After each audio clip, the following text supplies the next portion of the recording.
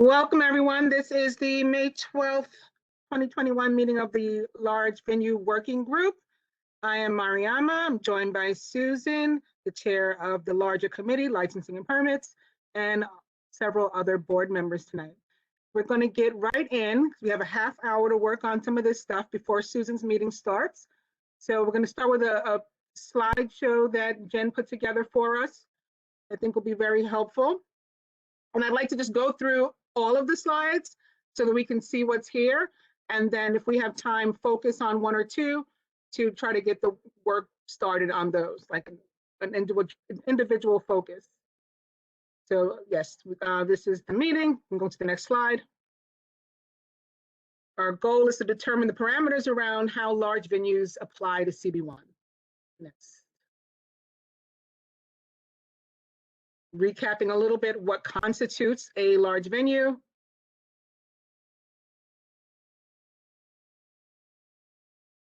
Okay, so there's I added a little bit here, so jump in. Thanks. So I was able to reach out to a licensing lawyer today. I just wanted to get their input. You know, as a working group, want to bring in lots of different viewpoints, and so I wanted to kind of get a sense of how best to evaluate what is large. And you know, in his experience of working with other boards around Manhattan, you know, he stressed that there's an importance to have more than one bit of criteria in kind of setting the bar, because the requirements of the larger venues are not inexpensive. So, you know, one of the, you know, a number, like an average to have a security study and a transportation study and a sound study can be upwards or above $50,000 for someone who's opening up a space, which is fine for a deep-pocketed, large, you know, operator. But if it's, you know, a couple of entrepreneurs trying to, you know, open up a restaurant, which is already very high capital cost, it could really make a big difference. Right. So the pitfall is, how do you set the numbers so we're really capturing the venue and not simply just, you know, maybe like a larger restaurant if it's just a number of people, because capacity could be a lot of things. So so I added a couple of different things that were discussed in my conversation. Some things that are used quite effectively by other community boards. One is the square footage of the licensed area. So there are community boards in Manhattan that have there's lots of interest in setting up clubs, and so one way that they evaluate whether, you know, establishment is kind of angling to be a club is, you know, they set a number of like 4,000 square feet. You know, for a really large, noisy, disruptive club, they found that they're typically over 4,000 square feet of licensed space. And so anything that's above that kind of sets up a flag for them to take closer scrutiny. So number of people, square footage of licensed area, the method of operation, you know, of course, if, you know, it's not going to be any live music, then, you know, that's, you know, it could be canned music as part of some sort of performance, but, you know, live music certainly is already, you know, something that puts the flag up of this committee. But then also adding in what's the size of the stage area. So the difference between a trio or a quintet of musicians versus a full-on, you know, a full-on show. Yeah. And then one other ratio that I was thinking of is the occupancy to patron seating. If most of the patrons are seated with tables and chairs, then, you know, that's a good sign that it's a restaurant. If there's lots of if only a couple of them could be seated at one time, then you're looking at, you know, a large dance floor or bar space, and that could be something that tips you off. So I just want to throw those out there as kind of a mix of things, maybe choosing two or three as or maybe even different levels based on those criteria. But I just kind of put those in front of you all. Much appreciated. Thank you. So we can go to the next slide. But I just want to say, I want to say one thing very quickly. There are, and I think that's why we have to be broad and qualify in there in whatever we're going to present very quickly, is that when a hotel wants to open and has the capacity to have several thousand people, but each space is X, we have to be apprised of that. And they try to snooker us, if you should pardon me. And I think you're within your rights to say, this tips us off, you should come in, and then it's up to the committee to say what applies based on, with the further consultation with the committee ahead of the 30-day notice.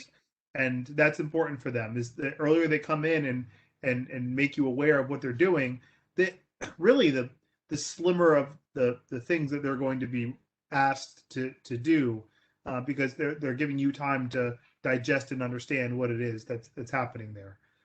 So it's not that everybody's going to get the full spate of asks: transportation study, security study, sound study, but really just depending on how they put your flag up, and then going from there. So with that, I step back.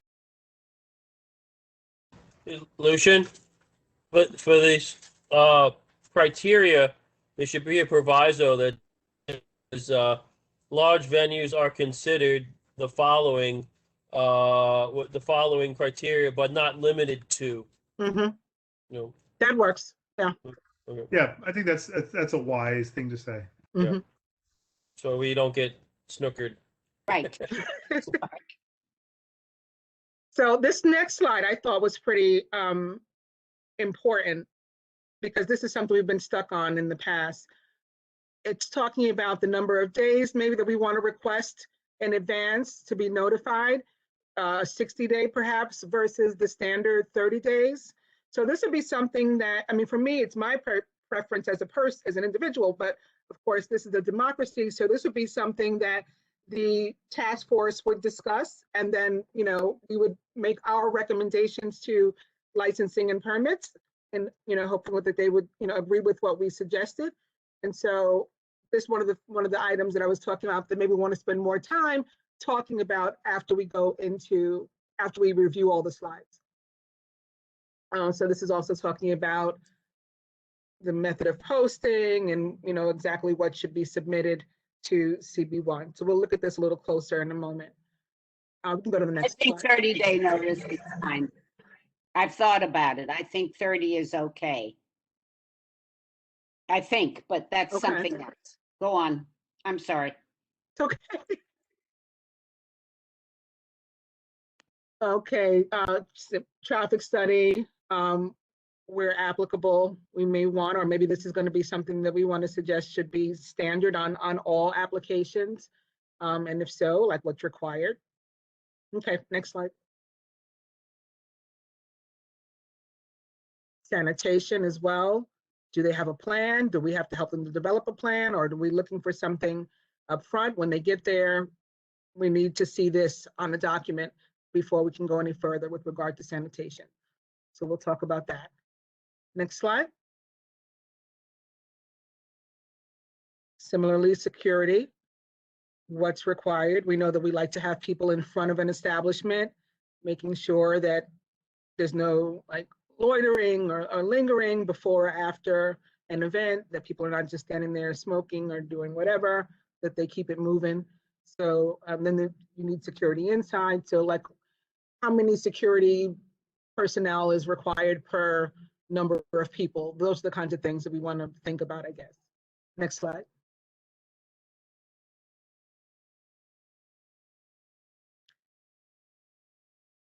Testing to make sure that the sound is not emitting from outside of the establishment. And then that would be probably dependent upon the size and the makeup of the building, what kind of windows, if there's already soundproofing, and this and that. So we'll talk about that some more. Mariama, it should be a sound and bass and vibrations. They're different than just noise. So we can include those terms or something similar. Absolutely. Yeah. Thank you. I got. I have an idea, so keep going. Okay, next slide. Department of Buildings. So they recommend 75 people. They suggest that 75 people constitutes a large venue. And we can go with that designation, or we can, make a different determination for us that suits our needs. The next slide.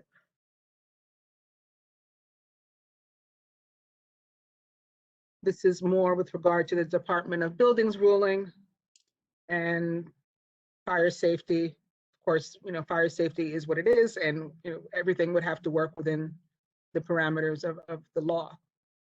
So, next slide.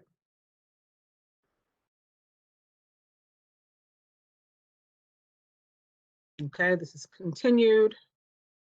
You need a different plans, maybe an additional permits perhaps for an increased number of people. So this is saying that a new fire safety plan is required once you reach 300. We spoke previously about how a cabaret license is required if there's more than 600. So different number of people requires different types of additional permits. Next slide.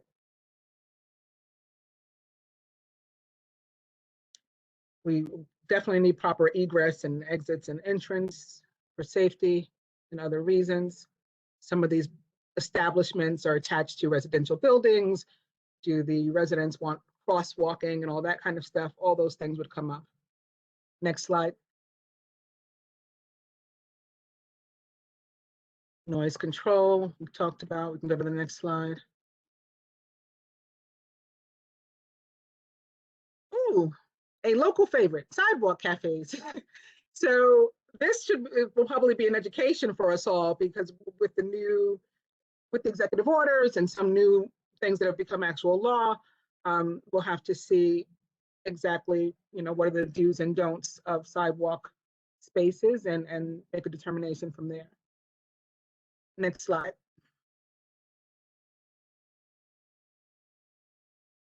Same here. We'll go to the next one. I just want everybody to be able to see like what kinds of things we'll be looking at and considering. Delivery locations and times. Next slide.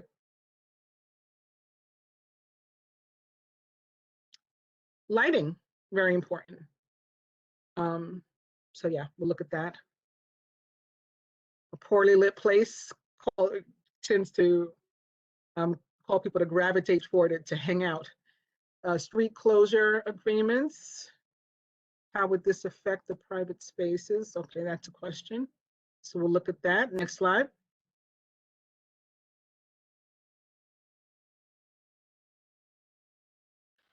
This is more of that new education. At least I for one, am going to need to review the ever-changing laws with regard to what goes on outside. But we have this committee, or licensing and permits rather, has some sort of standards with regard to rooftops and balconies and things as well that would have to be incorporated. Next slide.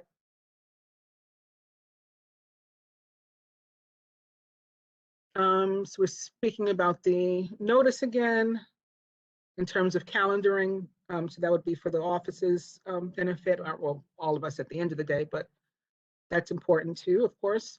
Next slide.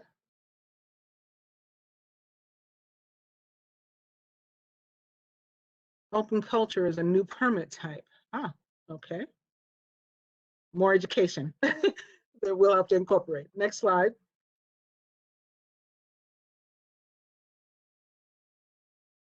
Okay.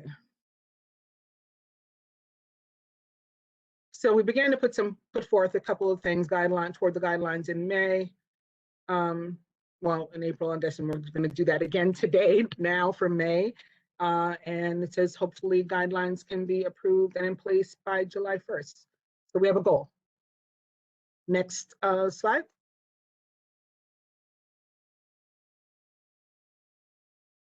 Mariama, that was the last part. Awesome. Okay. Susan.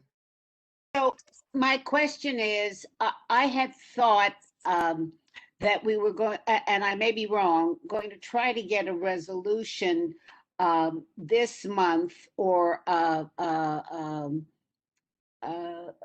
so the guidelines could be in place by June. I have this terrible fear about all of this. So don't know, I don't think we have enough time to come to a kind of a formal resolution, except for all the things that we put in, the big headings. And if we could make a resolution, I don't know what Tammy and the rest of the staff think of this, but if we could propose some kind of a resolution around these large venues and give some parameters and put it in a resolution format. And I don't know, Lucian, does it have to go here or does it go to the committee? I mean, that's what I'm I not sure. would say that I would think that would go to licensing, right? yeah, it would go about licensing. The working group is recommending to your, they don't need to take a vote to kind of put the information forward. The licensing committee would consider what they've heard and vote on a motion embracing whatever elements of what you've been presented that you like, and then that will be assembled into something to be presented at a full board. If you wanted to do it as soon as this month, we could have something for full board.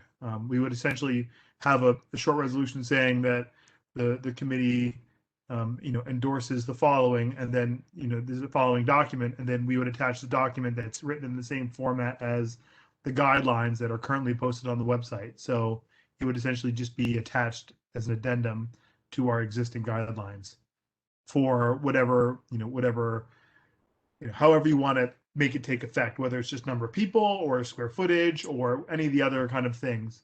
If you want to make a rubric out of it, we can work on that. But if you just want to make a motion on a couple of the specifics of this, we can put together something by full board. Well, what do you, I'd like to know if Tammy has an opinion, and Mariama and anybody else, right? Am I pushing too quickly? So I think I'm going to unmute and say, I think we've been working on this a long time. I think that we need to start moving forward, at least in some parts, to get it. Otherwise, we're still going to be talking about this in 6 months. So whatever consensus you can come to on the working group for whatever portions, whether it's things that you want, notification time, we need to move some things of it forward. So if it's, decide in the working group what parts of it, how we define large venue. Okay, if we put that on the website, great. Do we need further notification of their liquor requirements? Susan says 30 days, Mariama says 60. Come to some kind of conclusion here, then you can bring that forward to the committee and pass a resolution saying, these are the things we want to do. I think we need to take a look and start framing it so we can move forward. Because otherwise, if you wait until you have everything done, then it's going to be huge, right? And it's going to be a massive change. I think so. That's my only point for sitting here, is not to impose my opinion, except for one thing. Let's make progress, because we are reopening and we need to move faster. Mm-hmm. So do we want to use this last 6 minutes to talk about notification? Sure. What do you want, 60 days? I think I like the 60 days only because I'm recalling when we were in person and we'd have these like sort of behemoth applications come in, several pages of a book even, and we weren't prepared. And I don't have any trouble. Francis, the rest, does anybody have a thought? No, I'm good. So let's Nope, do I'm good. let's do 60 days, Mariama. Are any of the lawyers that were participating, are they in the audience? I don't want to, No, they don't get to talk yet. Yeah, I'll just say that effectively, the 30-day notice will get you, the current meeting that you have. 60 days will I think will effectively make it the month before. So just in terms of what your expectations are. Mm-hmm. So you'll see the applicant 2 months in a row. Mm-hmm. But don't- it would allow the community to be well advised that something's going on. I agree. I think, so what if we see them 2 months in a row? They're disrupting us, God bless them, and I think it's good. Okay, I personally also think that it gives you, just to insert one thing, it gives you an opportunity to ask more questions and have them come back to you without it having to feel contentious and pushed.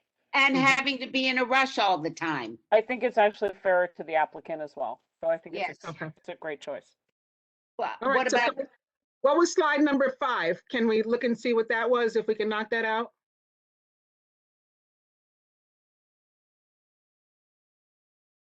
Because this is 4, right, about the notice.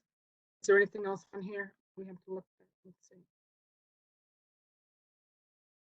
Traffic studies, okay. Want to go out, want to do that? yeah, there has to be, I think it's all fine. Traffic studies should indeed be required, I agree. Everybody's happy with that? It's got to be required, and a traffic plan.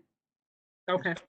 So the question becomes, and I Mhm. think you said it at the beginning, 75 versus anything over 100, or anything up over 100. How do we do it? Do we want to say that we're considering, even though DOB says 75, or do we go with 75 and say all of this is required, unless they can tell us why it isn't? You understand? I don't have any Yes. trouble with that. I like that, and that I think that would be helpful to the smaller businesses that Lucian was talking about. So if there's a reason, I mean, that in itself may be the reason why it's not required. Oh, my business is, only X amount of people and X amount of square feet is my space, so I don't think I need a traffic study. And we may agree with that and waive it. And it goes to Mark's initial point that we put in the resolution of how we couch it, how we phrase it. Mhm. Okay, Okay, what else? what was the next one? Sanitation? Yeah, that's an easy one. Yes. So we can I put agree. that in. Mhm. What else? Next slide. Security planning. Yeah, I don't have any trouble. For anything 75 or over, why not? I mean, we can flesh it out some more later, like how many people do we think, like per 75 people, for example, how many security guards is needed? 1 per each 75 group of 75, 2 per each group of 75? I want them to propose it to us. I don't want to give them the orders. They Fair. got to give it back to us. You Fair. tell me what you need. Don't Susan and bring Mariama. complicated rules like that. Okay. All right. Is there like some other factor you want to add? Like there has to be music other than like background music for that to take effect? Oh, and in order for them to need like formal security, as opposed to Right. just somebody that goes outside and If it's makes just a sure no one's restaurant, smoking. with Yeah. background music, then 75 people may not be security guard level because you're not No, going. Right. that's right. I think it's a good point. Certainly live music, anything with live Okay. music, Mhm. Okay. or a DJ or anything like that. Right. I Would think you we say have enough- Would you say Well, I live think- entertainment? Yes, Mhm. yes. Let's use entertainment. Good point, Tim. Don't Okay. you think, So Rama? so we also may need to adjust our current guidelines then to say live music / entertainment. I think we will. Okay. So that should be in the resolution as well. Yeah, absolutely. So can we, Okay, so we have those and we'll put those into a resolution and we'll save the rest for, I don't know, next month or something. We'll revisit and try to have them ready by the July 1st goal.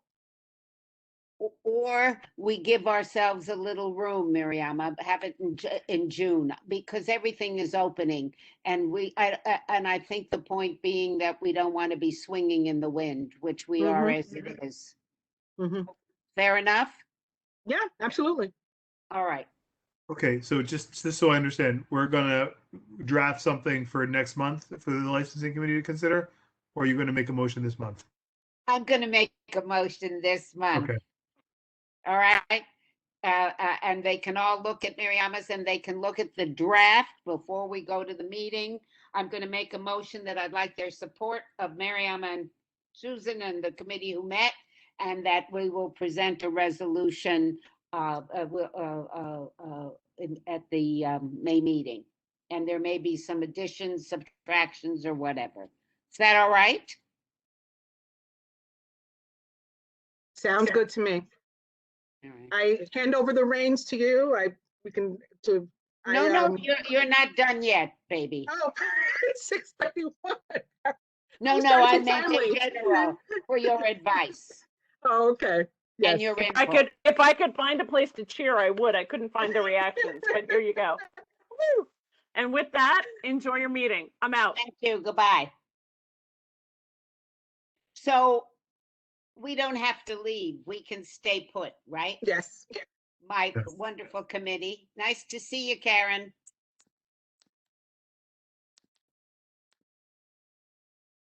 Just to update you, Susan, we don't have quorum yet. I'm just waiting on Oh. 2 more board members. All right. But since it's already 6:32 p.m. I think we may start. Okay, great. We just missed. we're We missing won't do the resolution. We'll wait till we have a full, a quorum, okay? Sure. Okay.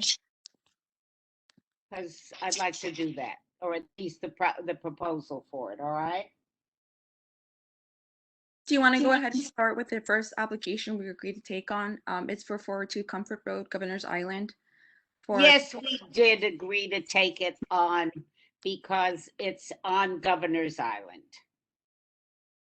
So let's go. We have our attorney for the application with us right now, Donald Bernstein. I'm going to make us a panelist.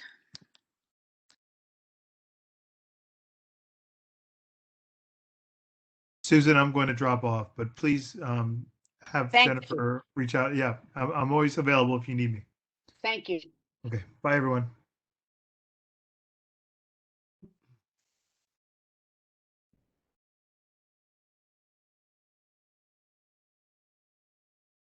Hi, Susan. I'm here if you're ready for me to start presenting this.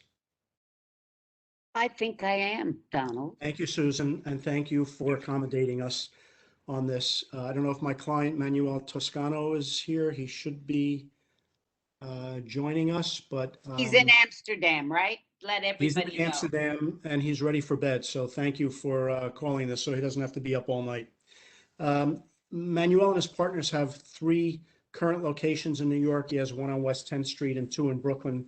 This is going to be called the Pizza Yard. It's on Governor's Island. It is going to be just a seasonal license, outdoor space, which is all they have there. And it is only beer and wine, which is all they have there. It's about 3,500 square feet. It will be 11 tables with 66 seats. He will have one concession stand truck where you go up and pick up the food. If you want a beer or a glass of wine, you can get that there as well. And then the seating will be in a designated area that will be roped off. The hours are 11 a.m. to 7 p.m. If you're there after 7 p.m., you're going to have to stay overnight and get the ferry the next day. He's going to have some recorded music outside, and he may have some live music, which just should be some jazz. And that's the application. Questions, anybody? Mark, anybody? Mitchell? I think it seems okay. It seems okay to me. Sounds fun. It's on is it- Governor's Island, some light jazz. I mean, that sounds beautiful. Yeah, I have no problem with this either. Okay. So Donald, I think your hours are good. What happened? And you would have to, I think, come back to us if the ferry hours are extended, and if Sure. he wants to extend. I would ask that you do that. Okay, we will. All right? Sure. Anybody, any problems? Jennifer, do you have to take a voice, a regular vote for the first time around? Yeah, if you want me to go ahead and do a roll call vote or do how you like to do it. Well, I think I want to make sure we have enough, so, Actually, yeah, let me just double check. okay. Thanks, Donald. Thank you, Susan.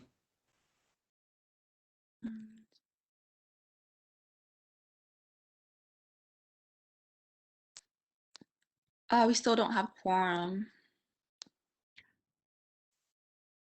Well, how many do I need? We have 7 members. We need 9. Susan's votes counts twice. Yeah, in your dreams. I'm just joking for the I record. know, I know. Can we count Vicky? Yeah, can we step in? I don't think she can be counted, unfortunately. I know, it's in jest. Yeah, this resolution would be have to voted on at the executive. All right, how about this? Let's take a vote right now, a yes vote, and then I will bring it up before the meeting ends to see if we can, when we have quorum, Donald, if we can finalize it, so I don't have to take it to executive and it can go just to the big board meeting. Fair That's fine. enough? Yes, thank you. Okay. So the way we vote is anybody no? Any abstentions, recusals? I think everybody is a yes, Donald. All right, thanks, Susan. I see Manuel is there, so thanks for coming, Manuel. Our you very pleasure much, and good everyone. luck. Good luck to you. And go to Thank you. sleep. And go to sleep. Thank you. Bye-bye. Good night. Bye. Good night. And so I'll bring it back up. Jen will remind me to bring it back up. Okay, Donald? Great. I have another matter, so I'm going to still be around. I'm sure you are. All right. Next one, Jen, go to it. Sure, this one is for 96 South Street. We have Barbara Kwan with us, so I'm going to make her a panelist. I'll bring the presentation in a moment. Let's see. Hi, Barbara, are you there? I am here. I also know that there are 3 individuals from my client team that are here if you want to allow them to speak as well. Sure, what are their names? So I can move them. Zach Winnick, Gotcha, okay, thank you. Israel Katz, and Luigi Comandante. They should all be on right now. Great, I moved them over. Thank you, Barb. Hi, Susan. Hi, committee. Hi. Hello. Oh, I forgot to introduce to everybody. I was so busy. Welcome, everybody. I'm Susan Cole. I'm the chair. My 2 co-chairs are Mark Amoruso and Megan McHugh. And this is the Licensing Permit Committee of Community Board 1. Sorry, we just got into the Amsterdam one very quickly. Go on. That's all right. Hi. This is for the Tin Building. It's a very dense application we submitted with respect to the 3-story building there that is envisioned to be a food court with multiple points of service, with multiple price points, to be fast casual, to fine dining, to service the community for all 3 meals of the day. It's envisioned to be sort of a centerpiece of the community and neighborhood. It's a place where you can go, for a market or a quick bite to take out or fine dining even. There will be the South Plaza, which is outdoor space that's utilized. The hours we're requesting are consistent with the hours of the spaces nearby on the pier. We're really here to answer any questions. I know the application is quite dense, and if some people are viewing it for the first time, I welcome the opportunity to flip through it and ask any relevant questions. Well, do you have a map of where it is exactly? Yes. And Yes. so we can see the place and what it looks like. I think that would help everybody. Jennifer, are you controlling the share screen? Because it's along with the other sort of attachments to the form, if you scroll through. I'm sorry, it's a very dense, so it's between the renderings and, yep, there you go. I'm sorry, you just passed it. Yeah. There. So it's the teal aquamarine building behind the yellow Behind the building. pier, yeah, Correct, yeah. on the pier, more or less. Yeah, between the pier and the FDR. Yeah. So anybody have any questions? Are you having live music there, Barbara? There will be, we're reserving the option for live music periodically. I don't think it's a daily request, but with the space this large, we're sort of requesting the flexibility to have, you know, the possibility of live music there. So how many can you seat?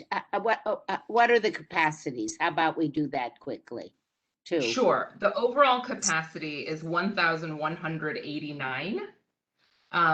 I thought you might want to know, it's not in your questionnaire, but we do answer it for the SLA. We envision the outdoor capacity to be 150 on the South Plaza. There's a seating breakdown with, or not a seating, but an occupancy sort of square footage breakdown within your form as well. So in section 2, there's a dining area with the tables and seat breakdown. And how we sort of define and explain the bars is depending on each food station. So if you're familiar with sort of how food courts present, then, you know, almost each sort of like, you know, the sushi area, the taqueria, the brasserie, they each have their own sort of bar and bar menu. And not to mention, this is, you know, a joint venture with Jean-Georges, who I'm sure the board is very familiar with and is not in the nightlife business. It's in more of the fine dining business. And we've really outlined the 17 licensed premises that that group operates, as well as the 9 that you're very familiar with within our district for Howard Hughes. 1,100 people. So what happens if you have live music? You're going to have it outdoors for 150 people, Barbara? That type of method of operation question is best answered by the applicant in terms of what they plan on for live music. So I don't know if they've been brought into the meeting yet or. Hi, how are you? I'm Luigi Commendatore. I'm the CEO for Jean-Georges Management. Yes, I mean, the live music will be, as Barbara said, a sporadic event, probably in a certain area of the space. Not all over, just as an activation related to what you know, might the season be. Outside sometimes, maybe a small little area in one of the floor upstairs. You know, it's not the driving force of the business. Well, you can't compete with the outdoor music with the pier. No, right? Yeah, we are not, and we don't want to, you know. We don't want to compete with such a classic experience. It's just about flexibility. Okay.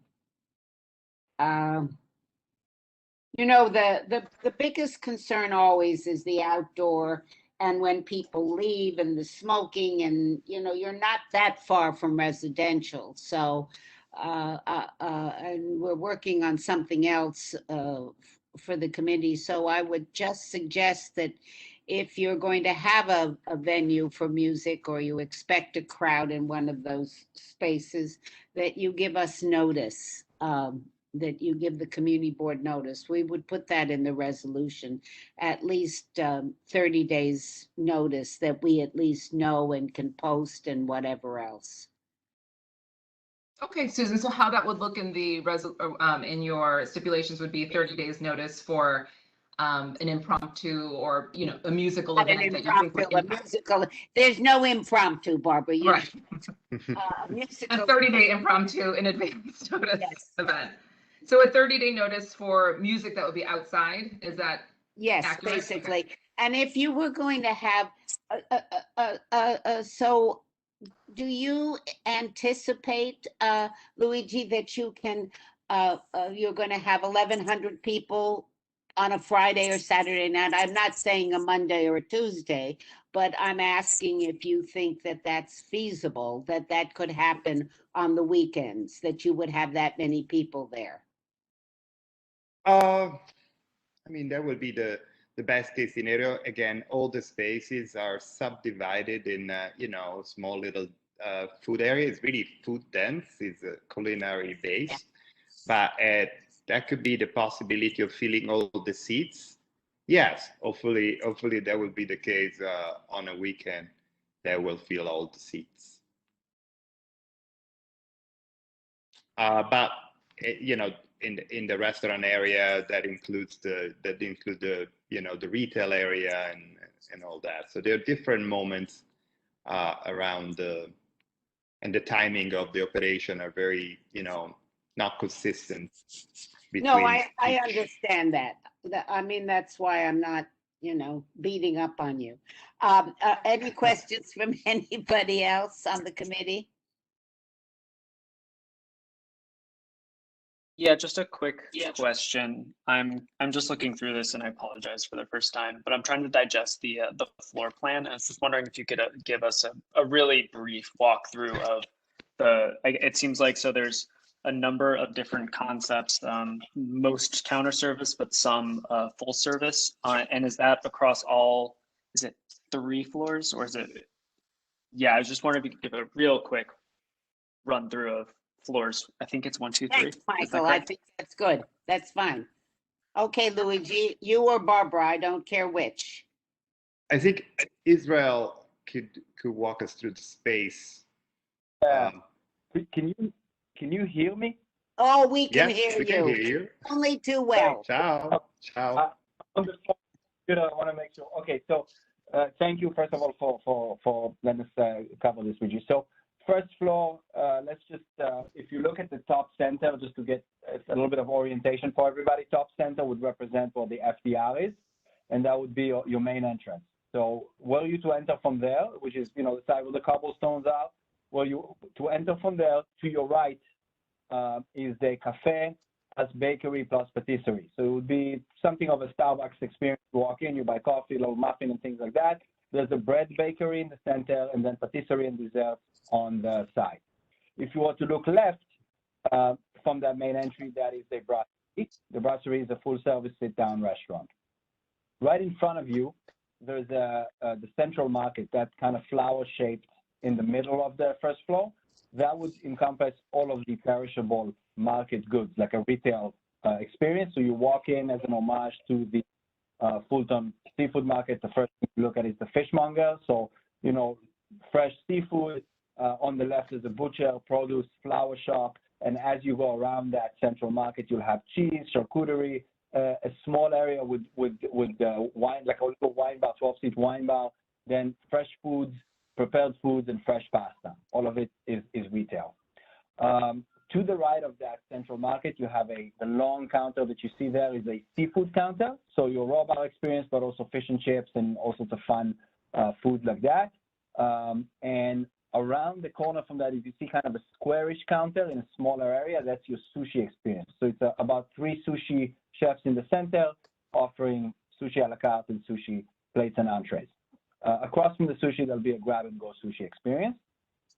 Essentially, you walk in, you buy a box, nicely put together, but sushi grab-and-go.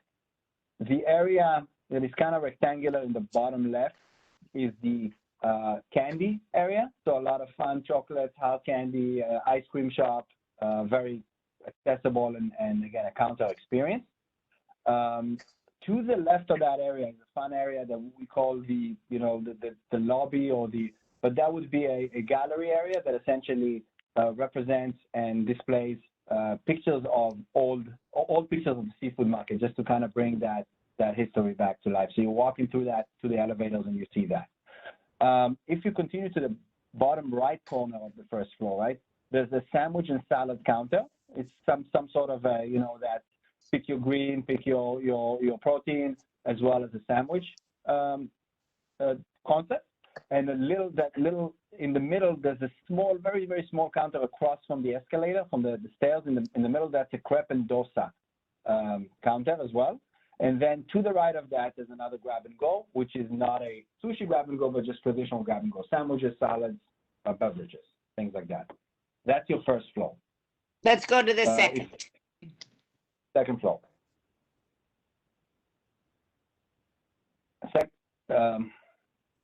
That looks like the first floor. Yeah, so second floor, same orientation. Let's just get oriented. So if you take that blank triangular space on the top center, that is the same orientation of where the FT is. Okay. So if you are coming up the escalator in the center, you're coming up the escalator. If right in front of you, there's a little 10-seat cocktail bar. To the right of that, very traditional, finely, conceived cocktails, take a few minutes to make. On the right side, there's a pizza and pasta concept, which will offer, traditional modern compositions on pizza and pasta. And to the left, there is the vegetarian concept. So the vegetarian and the pizza pasta are both full service restaurants. So that's right in front of you. If you go 180-degree right off the escalator, you have that long counter, the craft beer concept. And right after it is a little kind of nestled taco counter area, so that you'll walk up, get a taco, and walk away. About 6, very affordable, very accessible as well. If you were to make a 180-degree left, then you're walking into the grocery retail area on the second floor. Traditional shelf stable, your pastas, your jams, your sauces, things like that. You continue. There's a private dining room and exhibition kitchen on the bottom right side of this. Right above it is a small market area retail that's dedicated to Asian specifically. Korea, Japan, China will bring from everywhere. And then when you go through that market, there's a Chinese restaurant. That's the area with the booth on the top right. So that's a full service restaurant focused on Chinese cuisine, dim sum, the fried rices of the world, and so on. Really nice. And the third floor in its entirety is the commissary kitchen supporting the first and second floor. So the third floor is not accessible to guests. Michael? That was work for you? fantastic. Yes. Thank you so much for the walkthrough. I appreciate it. It's very exciting. We've never had anything like this on the east side. It is exciting, guys. Makes a lot of fun. Karen, go on. Take Yeah, my excitement away from me. No, I won't. Can I see the hours again? They went by so quickly, I missed them. 6 a.m. to 2 a.m. That's for Thursday, Friday, Saturday, and then 6 a.m., 1 a.m. Sunday through Wednesday, which are the same hours as the pier. Okay. Any other questions? Any more, Karen? Anything else you want to ask? No, I didn't pick up anything else. I I'm can't so- help myself. No fried chicken? Oh, I'm getting hungry. You got Mexican, lots of Italian, and That's a very good just point. asking. That's a very good point. Israel, will there be any fried chicken at the brasserie at least? I think so, Don't make actually. him promise. He'll I think try. so. I have a question. That has to stop because I'm not 100% sure now. I'm going to go back to refer to the menu and follow up. I'm not 100% sure. I did forget one small counter. Sorry. There's going to be an egg sandwich counter area. That's walk up and fun egg sandwiches right across from the cafe. I forgot about that. Great. Anybody else? Susan, I have a question, even though I'm not part of the committee. You're all right. You are staff. Go for it. I just wanted to confirm with everybody if they're okay with the delivery hours along as well as the hours for the windows that will be open. Show me go back. Good girl. It's on the screen where my mouse is hovering over. So it says Hover. open or close, open, seasonal opening 6 a.m. to 11 p.m. from Could May you 1st. make that larger, please? Sure. Is this better? Thank you. The windows are going to close at 11, right? Yes. Well, Correct. Francis, Miriama, you have to weigh in if that's okay, or you want it at 10, or, you weigh in for that. I have another For 10. smart answer response in the fact that it's going to be a moot point once that building goes up. It'll be their problem, not ours. Well, hopefully it 250 won't Water go Street. up, Hello. Francis. Yeah, yes. Okay, Got I'm it, keeping my got fingers it, crossed, okay. but yeah. How about Barbara and Luigi and Israel, if we start out with the hours, the seasonal hours, at least with windows till 10? Could we do that? at least Monday to Thursday. I'll give you 11 on the weekends. How's that, Karen? I think that's I think reasonable. that's fine. Can you live with that, guys?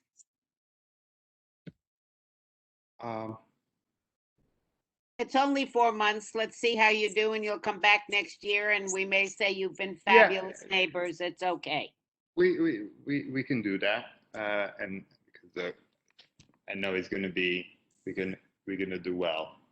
Yeah, I think 10 p.m. closure for windows is reasonable during the week, Right, and 11 p.m. Friday, Thursday, Friday, Saturday is fine. it's fine. Okay.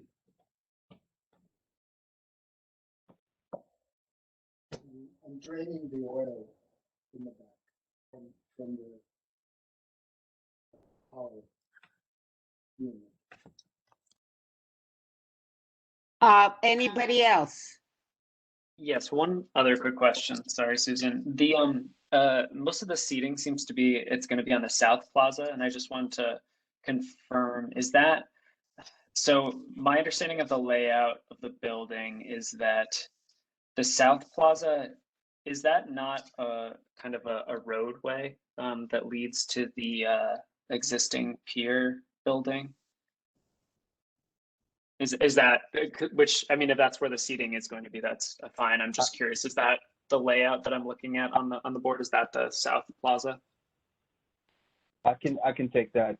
So the South Plaza is external to the building, but it's contemplated not to be. In other words, the way it's planned is it's out of the way of the access drive, as well as a required buffer area between the access drive and the South Plaza. So Gotcha. So it's between the building and that access drive. Yeah. Okay. Effective. So let's go back to, I just want to go over delivery so we're all clear. What are the hours of delivery? I can't see it either. Oh, thanks, Jen. Let's see. There you go.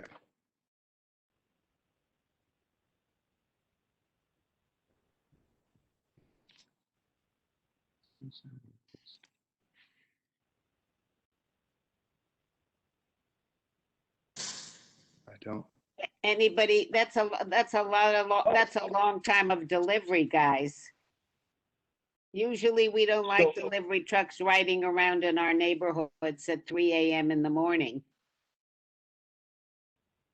What are your preferred hours for delivery for that area? Well, it was the fish market. I'm going to try to be a little flexible. Yeah, I mean, and just the size of the place with the number of venues, it's hard to have. 5 a.m. is reasonable. I don't think I'm unreasonable. I don't know what my committee thinks, but certainly not before 5 a.m. 3 a.m. is a little early for everybody, guys. And it's not going to be the frequent. In other words, most of the vendors don't deliver in that time. But you know, I know you'll sneak it in once in a while, but let's make it at 5 a.m. I think that's reasonable. 5 a.m. to midnight. Yeah, whatever. Yeah. Right. We can stipulate We can definitely organize that with our purveyor and make it work. Yeah, one more question. Can we see the pages that refer to the petitions or the postings? Those are at the very end, Jennifer, if that helps. Or they were sent separately, but I don't know if you added it to the very end.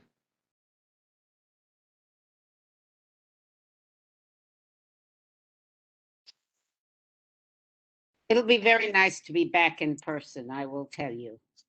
Yes, for sure.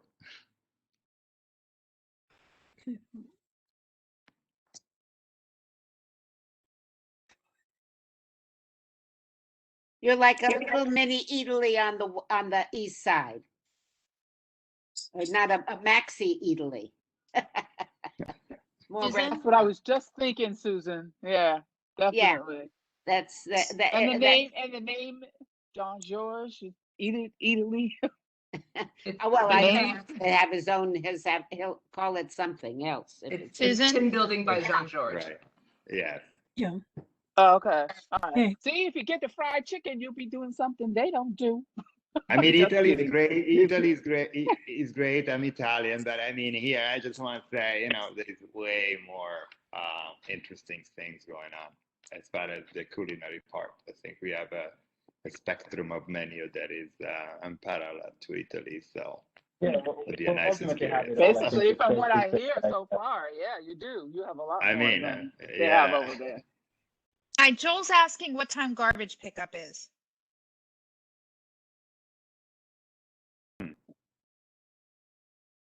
I don't know if that's been determined yet since they're not open. Is Right. there a preferred time?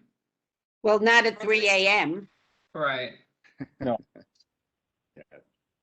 What is the organized pickup time for most of the pier? That could be a helpful marker for us.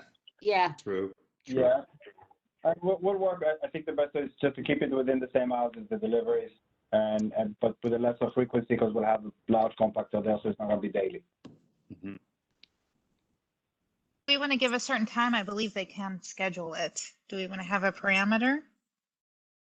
Just I think the parameter that was just suggested was the same time as deliveries. The delivery window. Within that window, if that's Okay, possible. that's fine. That should be fine. Yeah. Oh, can we see the pages with the signatures?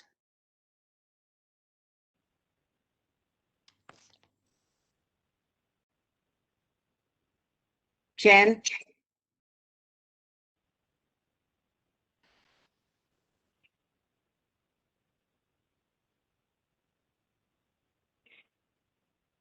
Is there any way I can share my screen or is that not possible? Ah, there we go. Oh, there is. Yeah. sorry, everyone. Does everyone see my screen with the signatures? Yeah. That's a lag. Yeah, the problem with these signatures is that the address is blocked out, so we don't really know where these people live or where they work. We didn't block that out. I think that's for the sake Yeah, of it being shared. Yeah. The board does that, but it's problematic. Karen, we had to redact that for confidential reality purposes, but everyone in the committee should have a copy of the presentations. If you download that, Okay. I believe that the versions I sent out should be redacted, but if not, I could always send over the unredacted version to you. Okay. Yeah. Yeah, I would appreciate that. Jen, let Mark in, please. He's having trouble. Sure, one moment. I don't have all the controls here all at once, so I'm trying to navigate this. That's all right. So while you're waiting for Mark, in terms of the garbage, it's not, you don't put it outside. You have a confined area where you'll have it stored before it's picked up, right? Yes, there's a large compactor that would that's within the building. So it's in the truck or it's in the building. It does not get stored outside. Okay. And we also have a refrigerated garbage room on the third floor that keeps some of it so very tight and neat. Okay, good. Okay. All righty. So I still don't have quorum, Jen? Let me count. I have Chow. One Chow. We should. I'm so happy that I'm here. And I have Bill. Oh, I have everybody. Okay, let's take a vote. Wait, I finally am back, Susan. I was off participant for some technical reasons. All right, add what you'd like. We've With changed regards our. to deliveries, we've basically been saying starting at 7 a.m. We're kind of comporting it with construction hours, and I don't want this to be an exception. Well, was my thinking, and I would like to hear from the committee. My thinking was that it was the fish market. So I wanted to give them a little leeway. It's a big space and whatever, and there is nothing right there, like people living like maybe in Italy or. Right, then let's put a proviso that because of those considerations, it's 5. So it doesn't bite us in the ass later. Thank you, Mark. We'll put number two with the windows, is it Friday, Saturday, and Sunday at 11, or just Friday and Saturday? It's Thursday, Thursday, Friday, Friday, and Saturday. Saturday. Sunday to Thursday, it's 10. Okay, all right. I heard different, but okay, now that's Oh, clear. that's what's Okay. in there, and it will Great. be in there. Thank Okay. you. All right, everybody. Chow, you have a question? No, I was just trying to get the attention to let me in. Oh, good. So can we take a vote? Jen, shall we do it? Do we need a voice vote, Jen? Sure. Just first off, if a member of the floor can call the question and somebody else second, please. For the question. Seconded. Thank you. We can do it your way, Susan. Oh, I love my way. All right. If there are any objections, recusals, then I will take it that everybody has accepted this. And we wish you luck, guys. Thanks again. Thank you so much. Good luck to your team. Thank you so much. So much. Good. All right. Next one. Great. Alrighty, so the next application is for 220 Front Street. We have our applicant here with us. His name is Jacob Trummer. I'll pull up the presentation in a moment. Hi, how are you? Fine, thanks. Susan. Thank you for reviewing me today.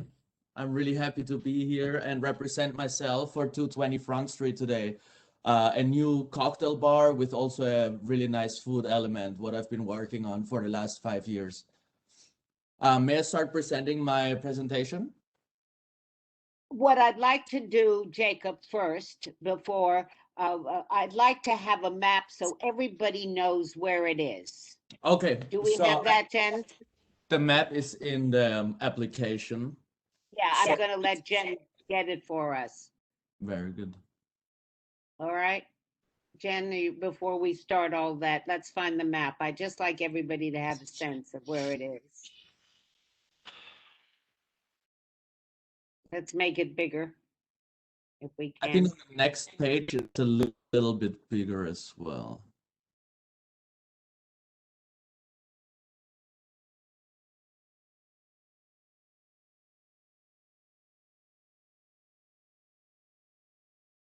What's your nearest cross street, Jacob? Pack slip. I'm right in between Pack slip and Beekman. Okay, fine. Let's start from the beginning then and make your presentation, please. Thank you so much. So I want to start with my cocktail program. So I'm in my family since over 100 years. We're growing our own herbs and do for medicinal purpose as well, making cocktails and our own elixirs. So I've been growing up in the kitchen and also in the bar and working with only fresh ingredients and want to do something healthy for the community. I know the community a little while now since I've been in the Seaport since January consulting for another restaurant, and I got very good and familiar with the neighborhood and know and think to know what needs to be there, something fresh and new. I want to have during the day a little bit of a juice bar with very good coffee, matcha tea ceremonials, and also small bites like avocado toast, salad bowls, and little food items like that. I'm working with a chef I used to work with at Morimoto in Miami 4 years ago, and he's helping me out a little bit on the food item and to pair with my unique cocktail concept. So the place is a very small cocktail bar. It's my first place that I own by myself with a partner. We have a total of 800 square feet. We're gonna have what we see right now in the public assembly, 35 capacity. So we're gonna have in the dining area about 20 seats and 7 tables. In the bar area, I have 8 bar seats. So the opening hours, I would love to have, like it says for the first year, during the week from 12 p.m. to 12 a.m. And then from Thursday, Friday, Saturday, 12 p.m. to 1 a.m. for the first year to show that I can regulate the hours and the flow of the customers. I want it to be a really nice and high-end cocktail bar with no crowds outside, no lines, no smoking. So I really want to take care of the community there. Okay, keep going. For sound system, I only have recorded music. We're gonna have small sound bars from Sonos, which everybody hopefully knows. There will be no noise complaint from the upper floors. I have a very nice petition, signatures, even through COVID, about 25 signatures. Most of them live on that block. Everybody was really excited when they heard it's coming a new cocktail lounge or hoping to come a new cocktail lounge with the food item. And yes, I think I have it covered and my application, and that's it.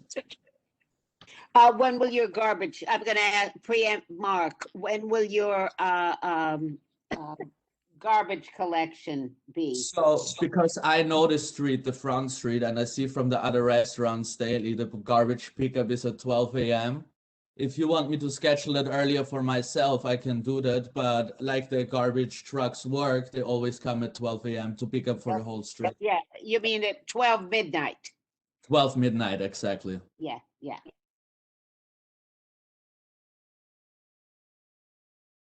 And yeah, they're daily at 12 a.m. But for me, it's a small place. I will not have that much garbage, hopefully.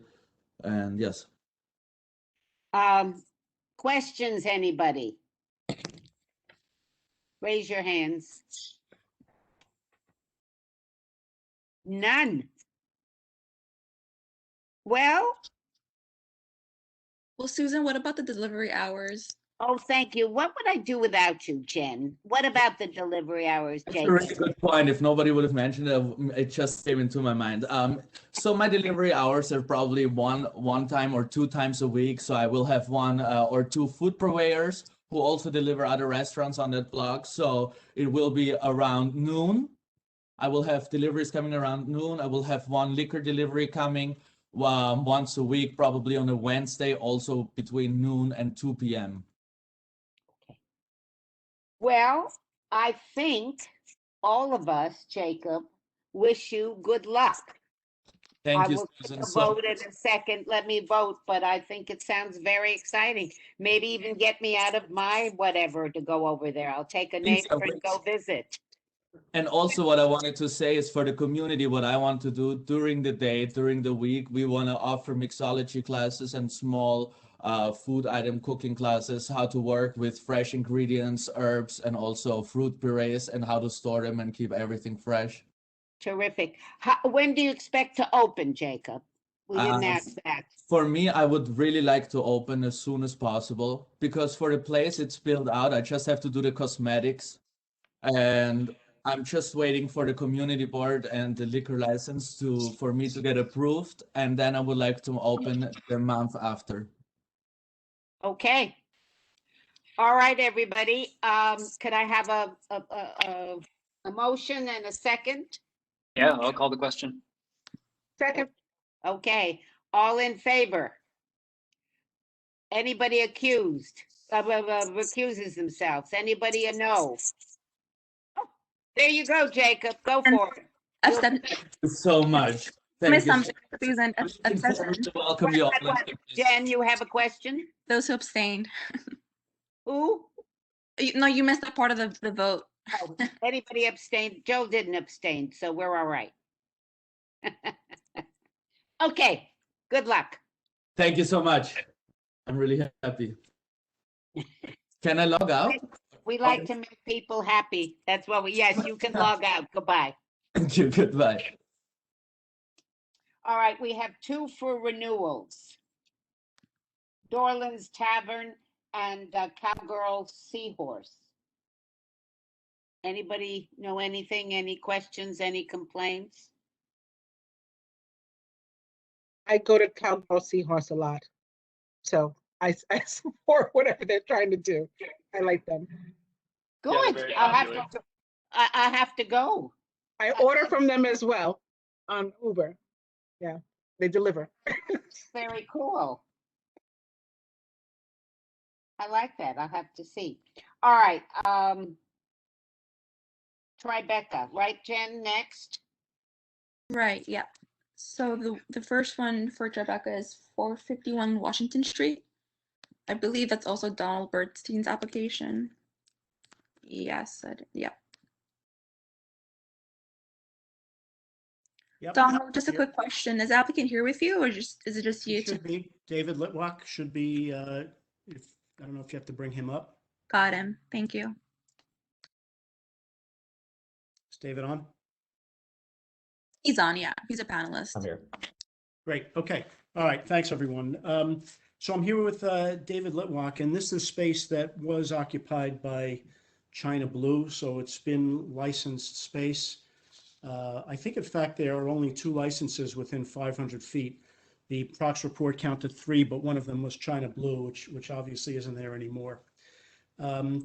David is going to take the space and open a members club. It will be called Maxwell Social. It will occupy the ground floor, about 4,900 square feet, not the basement. It will have 50 lounge seats, 10 seats at tables, and 12 seats at the counter. It's not going to be your traditional food and beverage operation in a number of respects, and David will talk about some of that when I'm finished giving you some general information about the license and the application. But first, as a members club, it will be limited to people that become members and their guests. The plan is to have about 600 members. I know David is interested in drawing from the community for members and certainly drawing from the community for employees. There will not be traditional food and beverage service. There will not be wait staff. There will not be waiters. It's a place for people to treat as sort of their home away from home. It's comfortable seating. David can talk about his food program where purveyors in the neighborhood and other restaurants in the neighborhood will have an opportunity to bring food or serve food or have food served into the establishment. There is no bar per se. People who are members will be able to purchase liquor from Maxwell Social and will have their own lockers where they will be able to store it. So the setup will allow people to use the space to have their own dinner parties and a few other unique attributes about the space that David will talk about. The hours will be 9 a.m. until 1 a.m. daily. The music will be generally background recorded music. There will be a DJ on weekends, and there will be some live music only when there is some special programming or special events. And talking about something like a jazz quartet, he's not going to have bands that are going to be generating a lot of noise. And there'll be some other programming such as comedy nights that will go on, and David can speak a little bit about that. We've done a fair amount of outreach. He met with the condo board of the building that he is in. They have indicated that they are supportive of this application. They want to make sure that we do some work on the venting, which we'd agreed to do, and that we would minimize noise, which we also have agreed to do. We posted the notices that you've given us on Washington, Canal, Greenwich, and Watt. We've also left notices at about a dozen buildings that I think is included with the packet that you have, letting people know what we're doing and giving them our contact information. The only thing that I just wanted to add about members clubs that I think is important to know, and then I'll turn it over to David, is, and I've represented a number of members clubs. I know I was before you for the Nexus Members Club at 100 Church Street that both the Community Board and the State Liquor Authority approved. And there are a couple of unique things about members clubs. One is we often hear when an operator says, I'm going to cater to higher end, a little bit of an older crowd, and the response is, well, you don't know who's coming to your establishment. With a members club, you do know, because people have to be vetted, they have to apply, they have to be vetted, and they have to be accepted. So there is a way of controlling the patronage as well as the number of people that are there. Additionally, in the members clubs that I've represented, other than one that has a rooftop pool, they really don't have issues or problems with the community. One of those reasons among a number of them is that people that are paying for annual memberships that are going there regularly treat it as a home away from home, and they have some respect for the place that they're going. And the last point I wanted to mention about that is there is also a code of conduct. When a member joins, they have to sign a membership agreement. There is a code of conduct, and unlike other public venues, If a member does not adhere to that and is a disturbance to either other members, guests, employees, or the community, they can be disciplined, including expelled. And that happens. And it's a control that members clubs have that also help ensure that they are not going to be a burden in any respect on the community. So that's all I wanted to say. And let me turn it over to David, and he can give you a little flavor of what this place is going to be like. Donald, this is Capsuto Fair space, right? Or China was Blue? where Capsuto Fairs was, right? I think it's where China Blue was. Yeah, it's owned by the Same- Capsuto family. You're yeah. correct. You're Right, correct. same space, yeah. Okay. Yeah. Now we know. Yeah. Hey everyone, I'm David. Thank you for taking the time to speak with me today. I'm very excited to chat. And thank you, Don, for giving that summary. So I want to kind of give an example, or I guess a historical example of what we're going for here. In San Sebastian, Spain, there are these gastronomic societies. They're called in Basque chocos. And the way they operate is they're a small group of members who can use the kitchen. They can cook themselves. They pour the beer and the wine. At the end of the night, they pay honor code by slipping money under the door. And this might seem like a hippie experiment until you realize there's 150 of them in San Sebastian, Spain. They've been around for 120 years. And this is a kind of a different model of nightlife than exists anywhere in the world.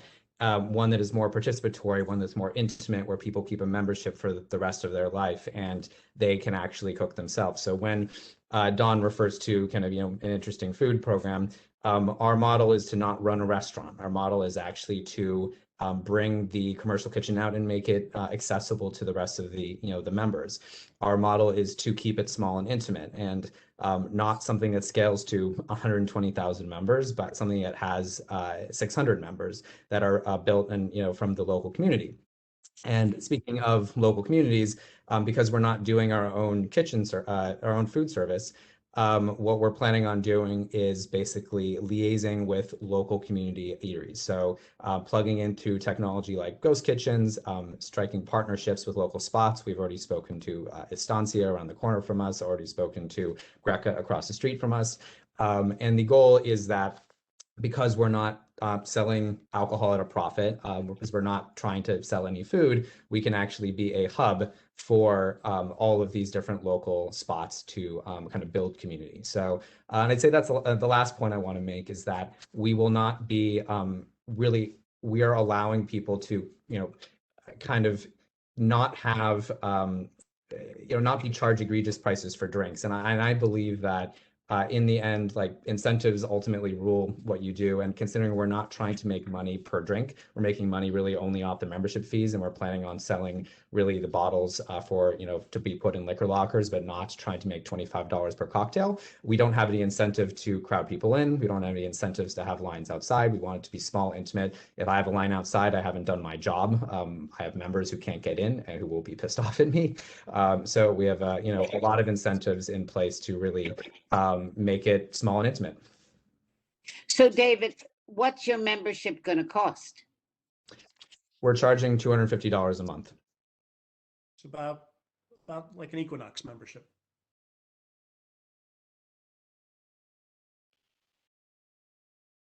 Okay.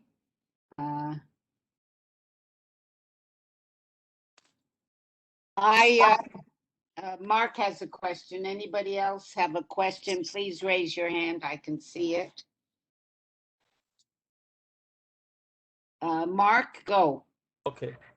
So you're renting this space from the it's a condo, a commercial condo space that you're leasing, right? Correct. Yeah. Now you say you're gonna limit the membership to 600. What if it becomes popular and you want to increase that number? What prevents you from doing that? Yeah, well, so our philosophy is that what we want to do is we'd honestly open up another space, Mark, does that really answer your question?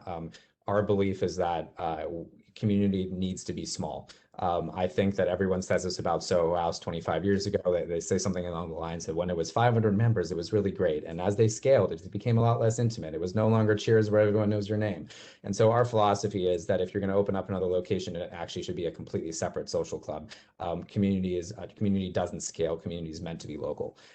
So quite literally, there's just not going to be capacity. To give you an idea, most of these private clubs have 60,000 square feet. We have basically 4,000 usable. I don't think we can scale past 600 is the honest answer. And when we do, and it gets really popular, we'll say, cool, well, we're going to open up another one in another neighborhood. But since this is a private club, I don't think we would have access to that data if it happened to increase over 600. Well, I mean, I think the relevant data is usage, right, and amount of people in the space. Yeah, like I suppose, like, yeah, like I think our philosophy is like the real concerning thing is amount of foot traffic. There are going to be some members who come once a month. One of our founding members lives in Philadelphia, for example. Others will be living around the corner. I think that it's about total foot traffic. And for us, we believe that having a private members club will mean you have to turn over less tables on a given night. Because we won't be incentivized by how many meals we sell or how many drinks we sell. So we're just have incentives to have less, throughput. And 600 is the estimated number. I can't say that it won't be 700, it won't be 400. Like it could end up being much lower, depending on usage, patterns. But the goal is that we provide a really good product for these people who make it more of their home. I would like to have someone say, I'm going to come 4 times a month and have, less members than have, a ton more anonymous ones. Then, yeah. Yeah, I understand your goal and the business plan, but it might necessarily translate into reality. So Susan, if we make a stipulation stating that but I don't even know how it can be enforced, to be honest with you. If you put a stipulation that says the applicant agreed not to have a membership of over 600 people, I don't know how it's enforced or how it can even be checked. And I don't think we can do that. My only question is, Mark, and I think it's a question that David can answer. What's the DOB? What's the maximum capacity you can have in there at one time? I'm almost positive it's currently 165 on Well, the that's what it says on the thing. I saw it. Yeah, we attached the PA permit, Susan. It's 162 is the Okay. maximum legal capacity, but there's much fewer seats than that. Yeah, so I mean that's a different subject than the membership. Yeah, But I think his business plan, I wish him luck. I don't know enough about this stuff, but I think his business plan, Mark, in all fairness, is to make it accessible to people. And if it's, you can only fit 162 at one time and blah, blah, blah, I'm not sure it's a big enough issue. I got a couple other things because that's also the quietness of North Tribeca is slowly being chipped away. And I don't think necessarily this is going to be like a nightclub situation, but it certainly will be more, or it seems to me, it will be more activity driven than certainly Capsudo fairs and the Chinese restaurant that was there, which was fairly benign and quiet. So North Tribeca's quaintness is slowly dying. I think. I know. And a few other things. There are French doors there that we have to deal with. And there is a loading dock that's part of within the meets and bounds where they put tables. So we have to address how that's going to be adjudicated with the hours and whatnot. Okay, Yep. so let's do one thing at a time. I think that we will write in the resolution and we'll put in a stip, David, that you will be cognizant of the nature of the community and not, try to impact it any greater than, I don't know how we'll phrase it, but something to that effect. But I have a different question. Are you going to have outdoor, where is your outdoor patio? Yeah, Mark alluded to it. There's a loading dock that is, I think, about 500 square feet, if I'm not mistaken, in the front there that previously had maybe 10 seats from China Blue. That's going to be the only outdoor area that we have. So can we limit that to 10 seats? Yeah, I'm open to that. And what were the hours? Do we know? We'll have to go back and look at China Blue, what they had. I think 1 a.m. is too much outside for Yes, that place. Yeah, I think we could close the outdoor by 11. Yeah, thank you. Yeah, The Karen, Mark? thing about that is the way the configuration of the loading dock is that the service, for them to be served, they have to open the French doors each time. So if there's a DJ or something like that going on, that noise will reverberate. It's on Washington Street, which is a really small street. Can I chime in very quickly? I want to just say one thing. Have you changed the configuration for the service? Well, so one thing I would say is like we're not really doing service in that traditional way, and I think that's the key differentiator. When I give the San Sebastian, example, and what Don said about we're not going to have waiters, we're not having people going in and out to top up your water. Now, obviously, people will still have to go in and out, but I think the idea is that there's going to be significantly less traffic going around because people will largely be using it as a shared living room like space. All right, so let's. Well, when they go in and out of the loading dock of self-service, I guess, it's the same effect as if it was a waiter going in and out. Well, I think much less let's frequency. do two things, Mark. Well, let's talk about the doors separately, but let's do the hours. I would do 10 o'clock on weekdays, Monday to Thursday, and I would give them 11 on the Thursday, Friday, and Saturday. That they have to it has to be shut, and I would allow the windows to be shut at that as well. That would be my proposal for everyone, and you and Francis, and if Karen wants to, no, Karen doesn't even have her hand up. Francis wants to say something, so that would be my proposal. I just have a question on the parameters of the application process. Age. Oh, so do you mean application to be a member? To be a member. Yeah. To be a member. This application process, I was confused. Yeah, no. So we're going to be we have a list of founding members already, and they include people from every industry. There's a Peloton instructor, a venture capitalist, musicians and more, every ethnicity. And then we're not going to be, ageist. I'd say at the minimum, we're going to try to keep it above 27. I think, Soho House has an under 27 incentive. I'd say that we're going for a sector that is largely aged out of nightlife. One of the taglines we say is, kitchen islands, not bars, and entertaining, not entertainment. And really harking back to, we named this after a woman named Elsa Maxwell, who was this famous socialite. We all know. We're old enough, some of us, okay. yes. Sorry. Well, so a culture of a dinner party where, Einstein would be speaking to Charlie Chaplin, would be speaking to the Shah of Iran. And for us, the idea here is, I'm sure there are plenty of 23-year-olds who would love a more genuine form of nightlife, but I do believe by 30, that population is a majority of a lot of people who just stay home and opt to not go to nightclubs and to loud bars. And I'd say, coming back to something I said before about, incentives, like our entire, MO is going to be, can you hear each other over a dinner table? Can you actually have conversation? And I'd say that I think there's a natural age minimum that opts for. I also think it, prevents, abuse of sound, because quite literally our business model is based on, being able to have a conversation. Would a member be able to have the club for a private event? Yes, only a member though. We're not going to be open to the public for private events.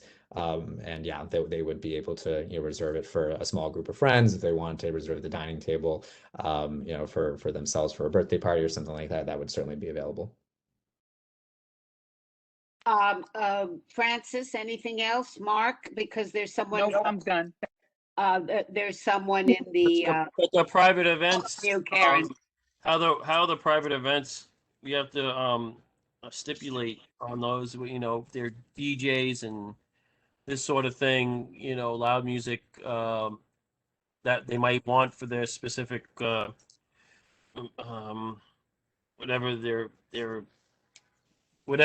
event's going to be, the theme of their event, you know, so that you know, there's no way to know what that's going to be like. It's not quality of life wise, so we have to deal with that.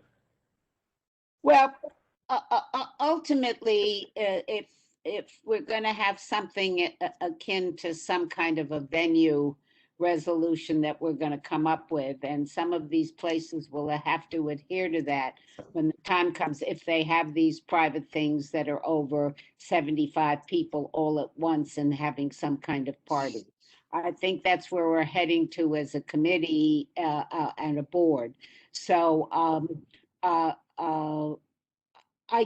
don't know, other than if they're having more, what's a good way to go? To say if you are going to have more than 4 events during the year that would be private parties of in excess of or up to your maximum, we would want to know and be informed. Is that reasonable, Mark? Do you feel that that's okay? Yeah, I mean, that's helpful, like we did with Spring Lounge and the other places, because you know, the private events are necessarily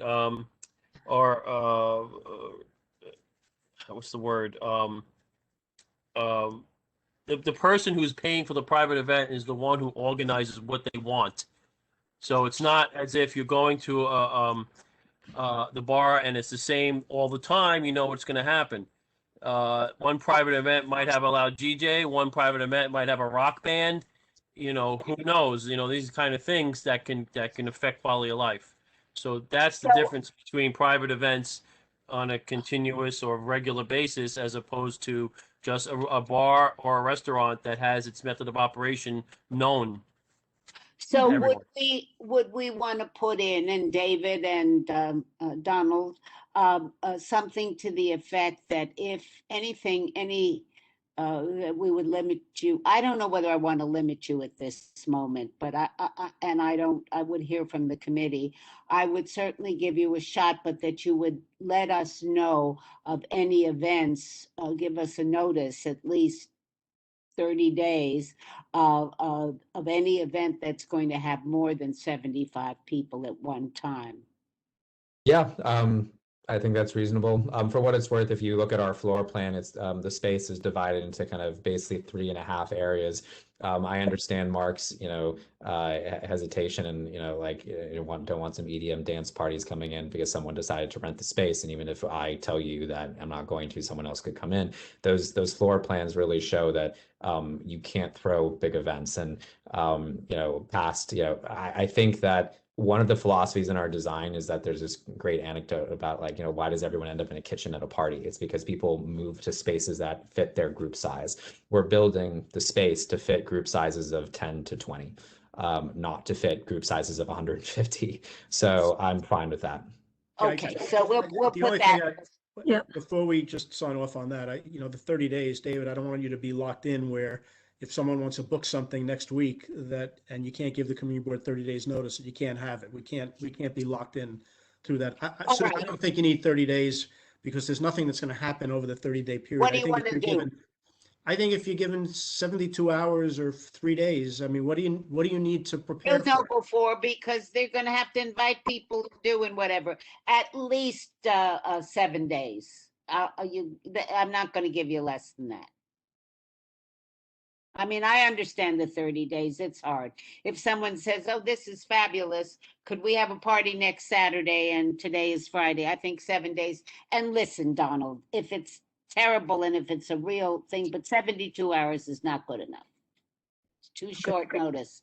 What do you do? I'm just not sure what happens during the 7 days that you need it. And if David's okay with it, I'm okay with it. I'm not going to get in the way of it.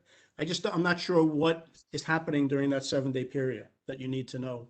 Well, I think you would post it at least for people, or if you could show me, maybe even better, as a compromise, that you at least let your neighbors know, a letter that goes out to at least a week ahead of time, Donald, to the to the people in the building, right? Aren't you in a condo? Yeah, yeah. I mean, I think we'd be informing them. And I think it's also, as Mark was saying, Donald, it's a block situation. People want to have some sense of that there won't be noise on their block or whatever. But I would say that I would ask that we would put in that at least 5 days prior, you at least inform the condo, your neighbors. I think that's reasonable, Donald. You're not going to get too much more from me. I won't You're make from you 7 to come 5. I'm very happy, Susan. I would think you would be. Yeah, I just have a question. Go on, so I can call on the lady in the audience. Go on, Karen. Okay, earlier it was stated that membership was at $250 a month. So is this a membership where you can join for a month and then not join, or do you have to join for a set number of months? I think we're probably going to be billing quarterly, but we'll be flexible, and I think we're planning on having lower discounted memberships for people in the arts community, and potentially being more flexible on the billing schedule if there's any issues there. We do believe that community also takes investment. We don't like the idea of someone joining for a month because they wanted to access one thing then leaving. That is stressful on our staff to be able, like, one of the things we say, we want hosts, not servers. And one of the ideas is that those hosts, we want their job to, instead of pouring your drink, to be to get to know and memorize your name. If someone's coming in every other month and leaving, that makes our job pretty difficult. So I'd say trying to balance, a understanding. Trying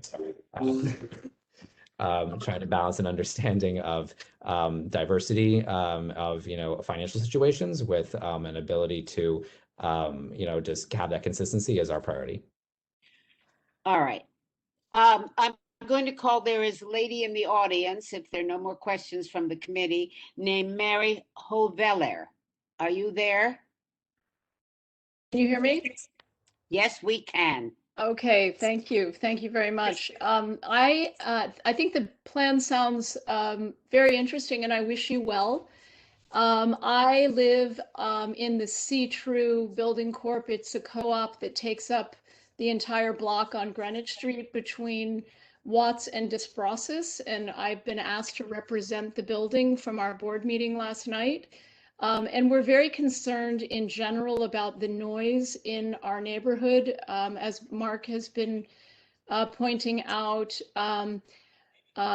we actually, there are not just 2 liquor licenses near where you are. There's the new hotel at 456 Greenwich Street, right across the street and around the corner from your club, that has multiple outdoor spaces serving liquor on both the roof and the ground level. We've got Estancia 360 on Greenwich between Watts and Des Brazos. We've got Greca on Washington between Des Brazos and Watts. We've got the Greek on Greenwich Street. And then we also have Tribeca Rooftops on Des Brazos between Greenwich and Hudson, which is an outdoor party roof. I'm sure you know, lots of constantly thumping music, drunken revelers spilling out after events, and so forth. So our quiet little, and I understand actually that at the corner of Washington and Des Brazos on the southeast corner, there is also going to be a bar right across from the new hotel. So within a tiny little 1 block by 2 block area in northern Tribeca, we have 5, possibly 6 outdoor liquor serving venues. And, whether it's 3 drunks or 10 drunks make a lot of noise. People who've been drinking and are outside talking loudly and laughing. The streets are cobblestone, the sound reverberates through the neighborhood. So our concern really is the noise.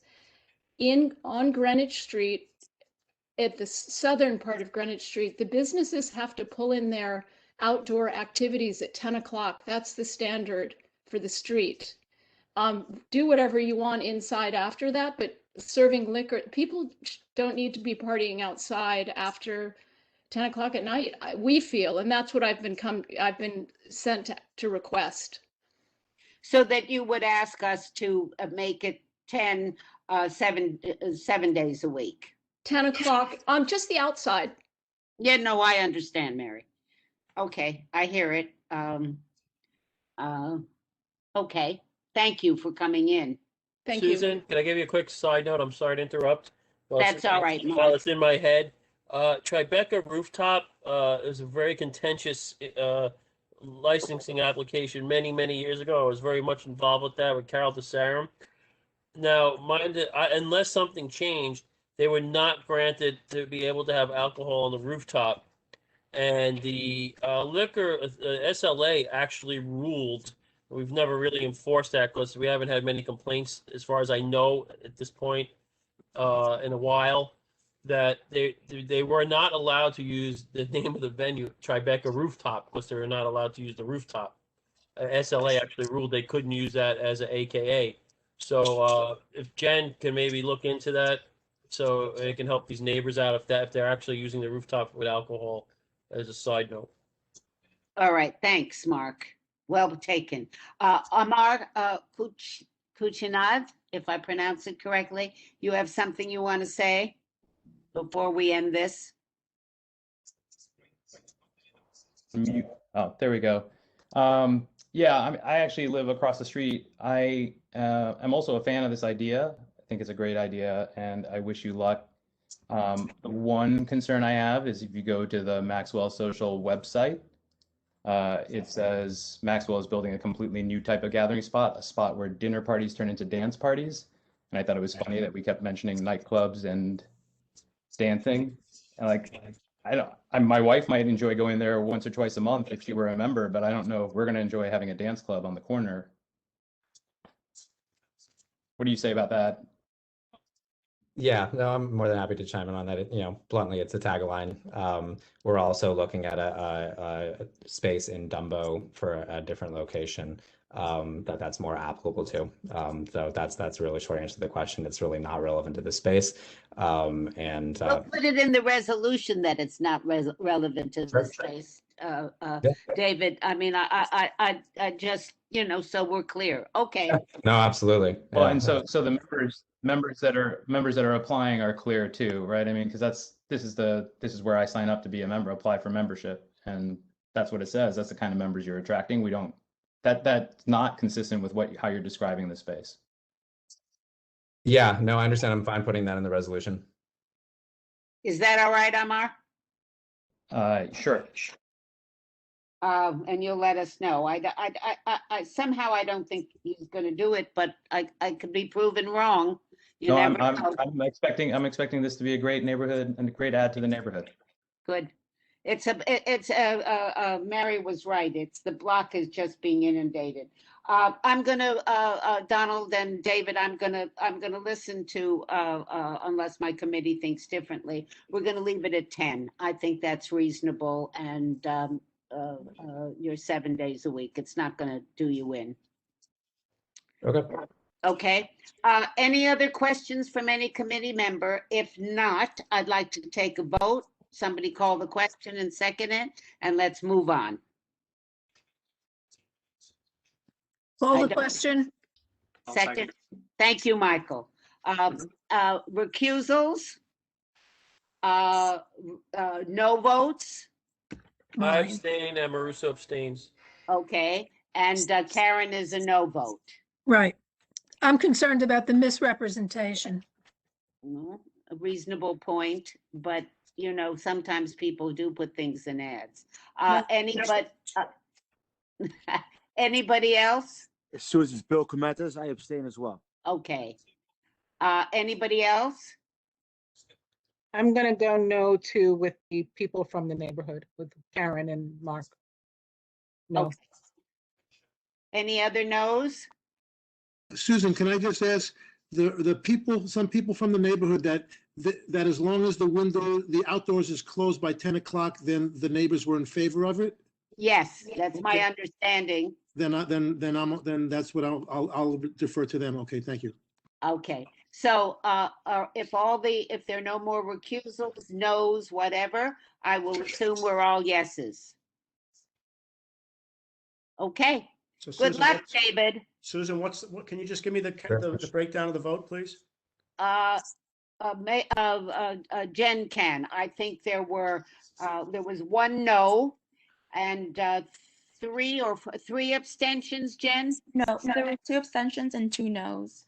Okay, The 2 rest- abstentions and 2 no's, and the rest voted yes. How many is that for yes, Jennifer, if you don't mind? 2.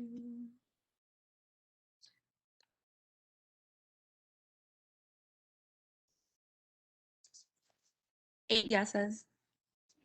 8-2-2. So David, if you come to the meeting, or Donald comes to the meeting, I will state something to the effect. I mean, I think I have to go on record that there was some confusion or misrepresentation, but you assured us that there will be no dancing and night clubbing there. Okay? I think that's in all fairness to the community. Just to comment on that, Susan, I don't think we indicated in our submission to you that there would be dancing. So No, that's there was something we nothing, but misrepresented. somebody saw it in an ad, and I'm responding to it, Donald, that's all. But you got your vote, and we will bring it up at the meeting, and you'll have the resolution. All right, everybody? Thanks, Thank everyone. you. Thank you. Good luck, David. Thank you.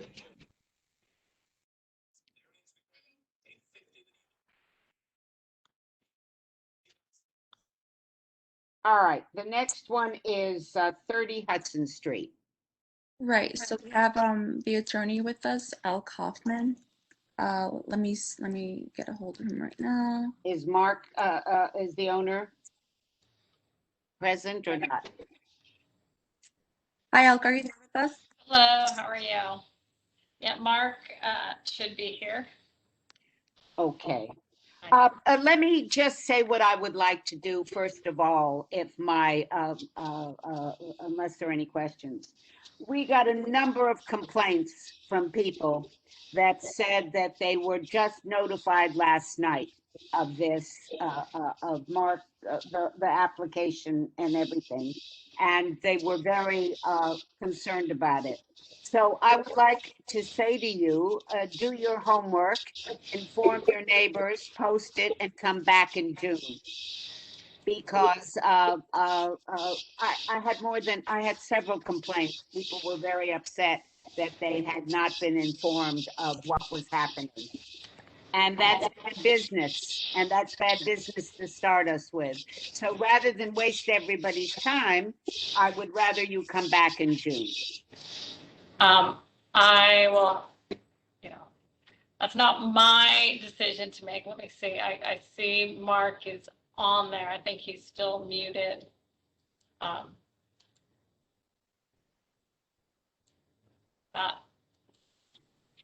Mark, I'm not sure what their timeline is, so I don't want to speak for them. That's fair enough, Elke. That's fair enough.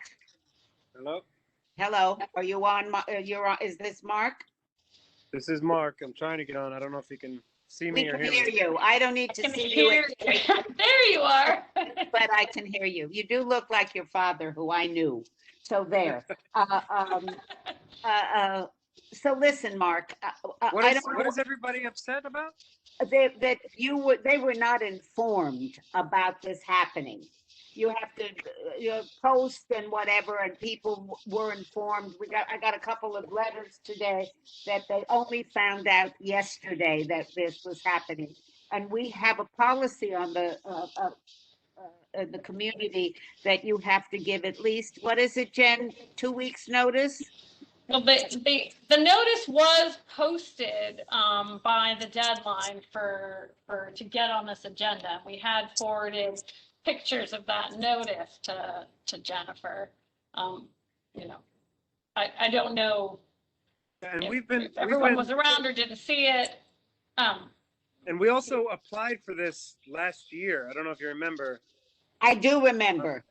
But now it's the same exact business. It's just with new partners. Nothing's changed. It's just me. It's still me. It's just a Same- different same corporate restaurant, entity than it same was concept. before. Same New hours. entity, but same concept, same hours, same space, same floor plan, same menu. Everything's the same. Same hours, same everything. All right, so I'm trying to see if, when do you want to open, Mark? When do you anticipate you want to open? We're hoping to open by February. Of next year? Yes. Okay, so this is an easy compromise, okay? You're gonna get it. I can't imagine you won't, but I'd like to be able to respond to the community and make sure you post it again before our next meeting, and we will vote on it next month. And then I don't have to waste your time and carry on and whatever else and have something at the community board. I'd like it to pass. So if it's next February, we've got time. And I will give you my word that it will be on in June if you give us your word that you will get it posted so it can go all around the community. All right, guys? Yeah. I mean, yeah, I don't want to upset anybody. It's fine. Fine All with right, me. I understand that. And I want you to be Anything, successful. Anything pending at the SLA? Not yet. No. No, okay, all right. So, all right, so come back in June, get it posted, put it wherever on the building, blah, blah, blah, and good luck. It'll be fine. All right? Thank you. Bye.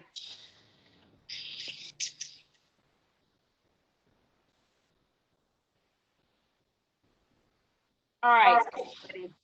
Goodbye, Erica. Oh, I'll be back. I know you will. Oh, you're going back for something else? Yes. Oh, yes. all right. All right. I'm not- The next one is 124 Chambers, right, Jen? Right, and that's Frank Palilos. He's here to represent. Hey, Susan. Hello.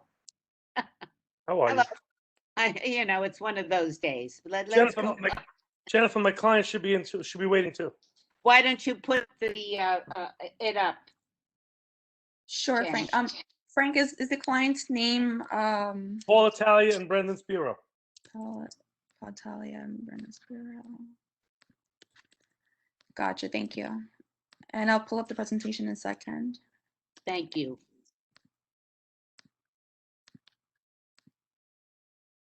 I could say a few words because the clients expect me to. Okay, please do. This is the old Echo, one of my favorite restaurants Oh, downtown. one of mine too. And believe me, that was a loss. That was another COVID loss. But I guess everything turns around, and Paul and Brendan are planning to bring a seafood restaurant to the location. And as you can probably imagine, it's quite a job.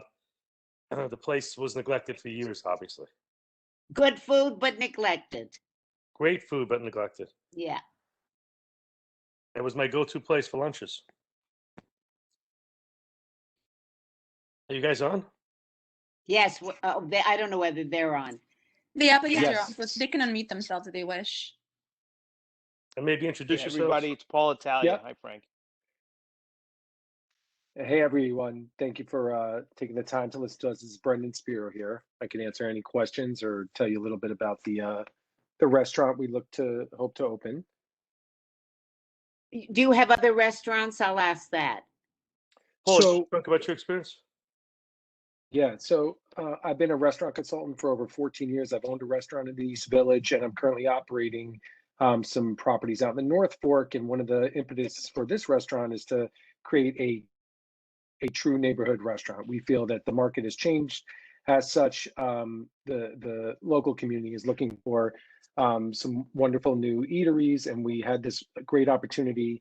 I'm glad everyone here is so fond of Echo. You'll be happy to know that we're keeping are planning on keeping most of the interior design and, of course, sprucing it up to meet a proper seafood feel and vibe. And I'm in Greenport, North Fork right now, operating some places during the season, and we plan to bring some local sustainable seafood to the market, some of which we don't believe has been seen before. Beautiful oysters and connecting the dots with a bunch of local stuff, and happy to be bringing a convivial atmosphere, a lot of delicious wine, and a great place for both the business lunches and of course into the evening time. All right, let's look at your hours. Sorry, Susan, I'd like to add that I'm currently the owner, co-owner of the Stand Restaurant and Comedy Club at Union Square. That is our second location that we've had in the city in the past 10 years. In Community Board 6, Community Board 5, we've never had any violations or complaint, and we've always been a good neighbor. And lucky enough, we survived COVID, and we just reopened doors fully about a month ago as a full restaurant, and again, a live entertainment venue, a comedy club there. What was the East Village restaurant? No, we had in Community Board 6, we had the original Stand, which was a 3,000 square foot bi-level space. We started in 2012. That was on the corner of 20th and 3rd. That's more Gramercy Park than the East Village. You mentioned someone mentioned East Village, something in East Village. You didn't, Brendan did. Brendan did. I I'm did. sorry. Yeah. What was that? I had a restaurant years ago, 2009 about. It was called Von Dog. It was a dinner house on 7th Street and 2nd Avenue. Mark, I should also mention, Paul has something pending in Community Board 3. We met with the Community Board about 2 months ago. They approved him, and the application is currently pending with the State Liquor Authority. Is it Orchard, Paul? Rivington and Clinton. Okay. Music, Yes, we love it. Recorded. Recorded only.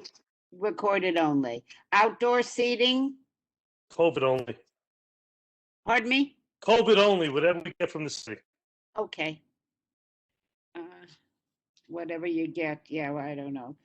And the hours were, on the weekends, you asked for till 2 a.m. and on the weekdays till 1. Typical restaurant hours. I know, Frank. What do you- Are you Go, are you in an occupied building? We are. There is, I believe, 4 tenants on full floors above us. Have they been notified? Did you post a notice? Do you have? their I've signature? met with 2 out of the 4 remaining tenants. I think there's 1 unit vacant. They're pretty excited about having the space brought back to life. As Frank mentioned, not only was the space currently been neglected for so long, the interior, but it's been empty now for quite some time. So they're very anxious to just have a good neighbor, a good tenant. Another restaurant is something they're excited about from what we've heard from them so far. And to your question, Susan, yes, we posted, of course. Okay. Anybody have any questions? When will your pickup and when will your deliveries? What time are your deliveries? I got to remember. 10 all to this. 2 p.m. Okay. Music, you told us. No bicycle delivery. Okay. Anybody else? Because I'm ready to deal with this if somebody will vote for me. Windows. I don't think they do. Are there any? No currently- operable windows on the storefront. No, I know the site, so no, that's why I didn't ask, Karen. Anything else? The door may be open, but whatever. Sorry, student, I had a question. I'd say it will, you sure you don't have any windows? Well, no, there's no operable windows in the storefront. Oh, okay. Well, then you filled it out wrong, but all right. Thanks, Paul. It's Paul's fault. Who wanted to ask a question? I don't see a hand up, so I don't know. Staff. Okay. Oh, Jen, go to it. You don't need a hand. The applicant said deliveries will be from 10 a.m. to 2 p.m., but the form says 10 a.m. to 4 p.m. Just wanted to confirm what are the hours exactly? Paul, it's too tight 4 hours. So it should be 10 a.m. to 4 p.m. I agree. I mean, if there's we'd like to listen to everybody has any objections, but as a normal restaurant hours, we want to get deliveries before our busier dinner Leave it rush. till would come 4. in. It won't kill anybody. And it's Yeah. your traffic problem, not ours. Anybody else? Jen, any other questions? Okay. Can I have a call the question in a second? Actually, wait, just 1 second, Susan, they should change the information about the windows on the application. Yes, we will, they will change it. We'll make Okay. sure, Karen.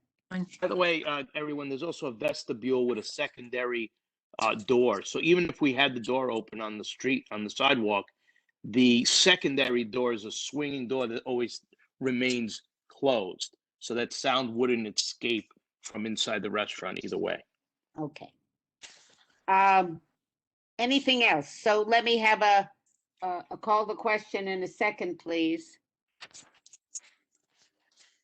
Don't jump at me, everybody. Sure, I'll call the question. Second. Thank you. Any no votes? Any recusals? Any abstentions? I think we all say yes. Good luck to you both. Have a good month, Thank you guys. so See you much next for everyone. Thank you for your time. All right. Thank you very much, everyone. Bye-bye. Bye. Okay, keep moving along here.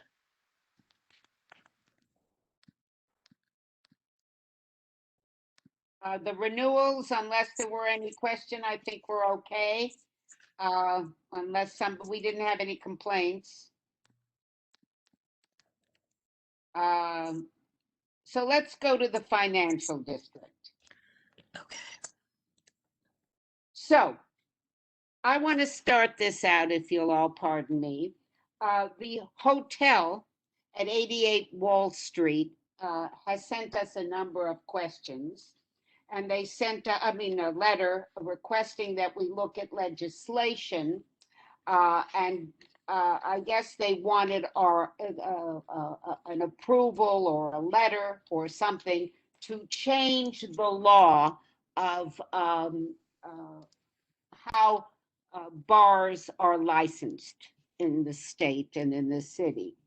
And I read the proposal, and I will say to the lawyers that I couldn't quite understand it, even though I read it several times. And I don't know who on my committee read it. We did send it out.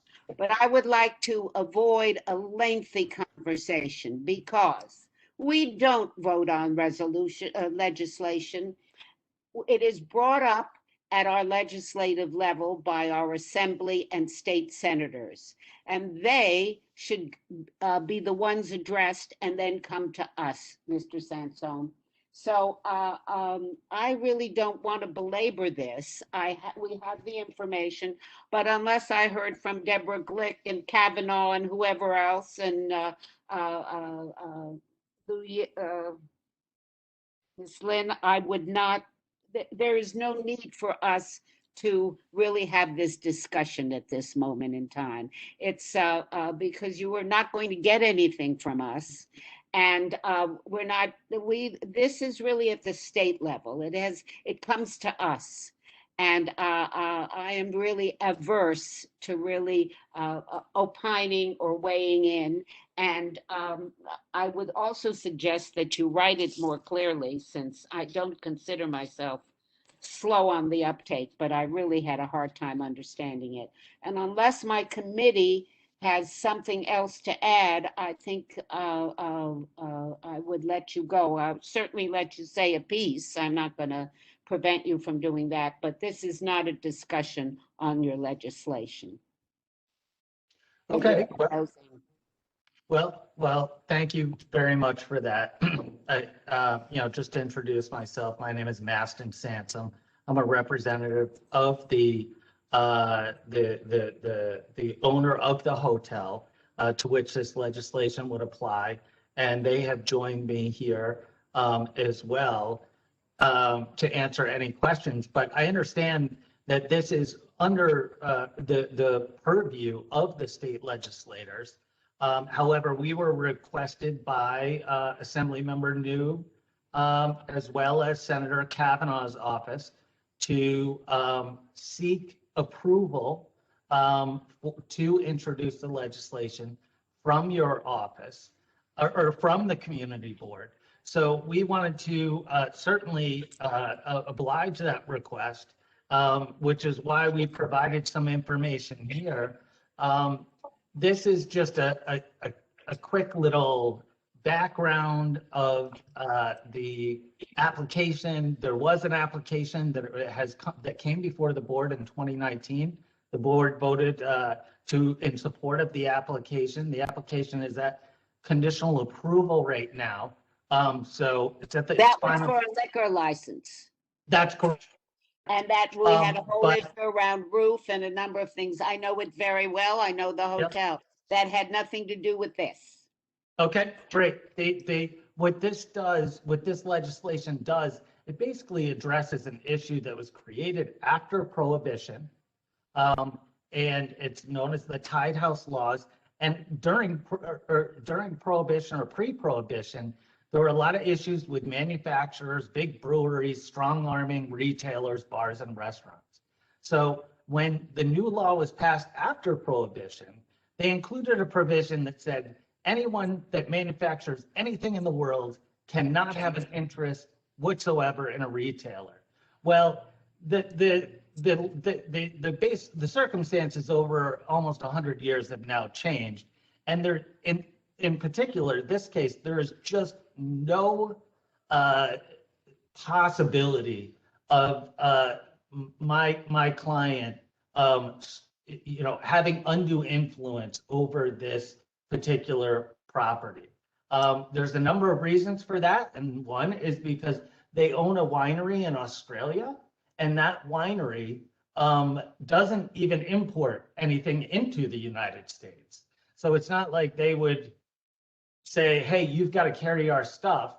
And not only that, but this would apply only to the meets and bounds, one particular location, the hotel that they own, and not apply to, and so the winery does not have influence over, or would not have joint ownership over many restaurants or many locations, which was the fear of undue influence over many locations after Prohibition.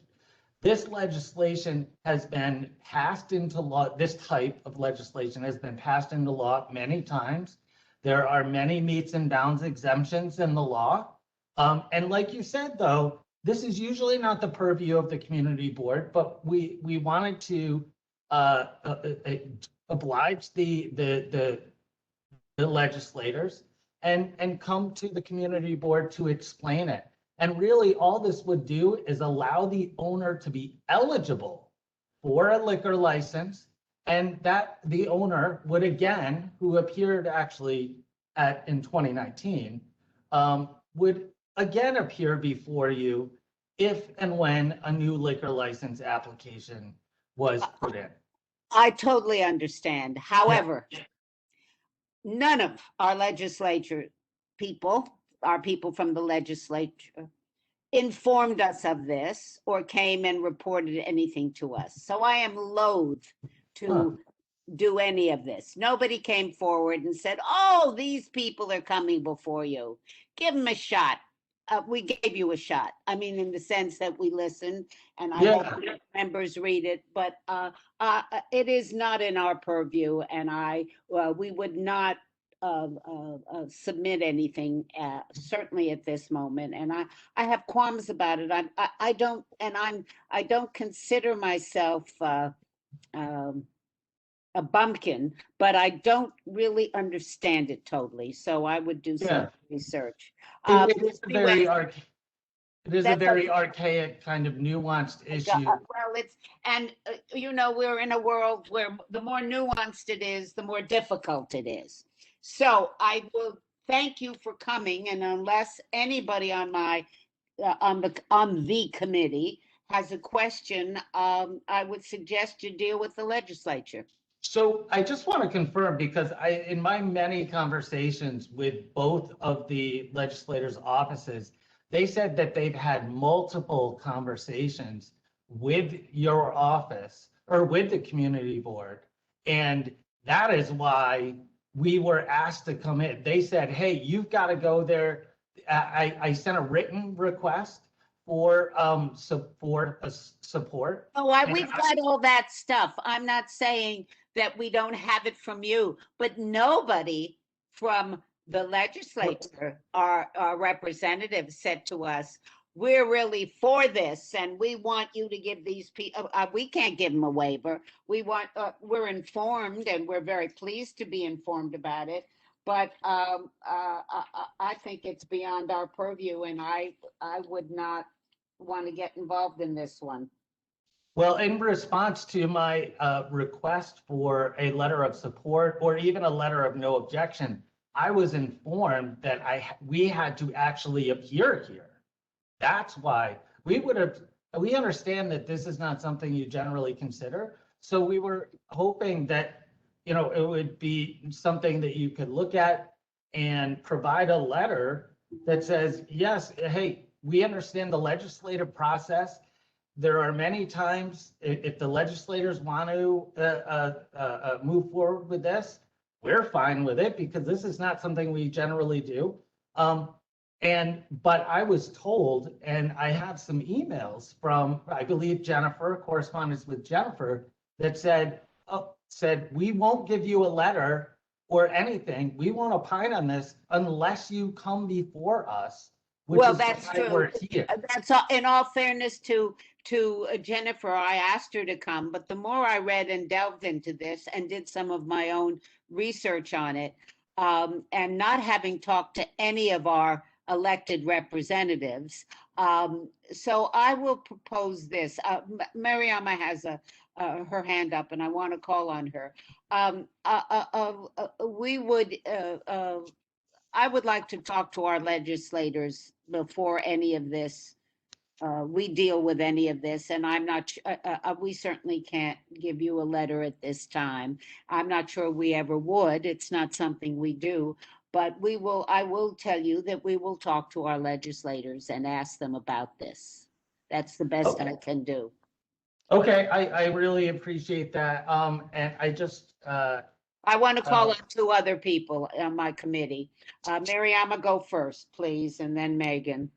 I agree with you completely, Susan, that we should, talk to the legislators, but I would also suggest that the applicant go back to these legislators and ask them to clarify before which committee they intended them to appear to ask for this letter.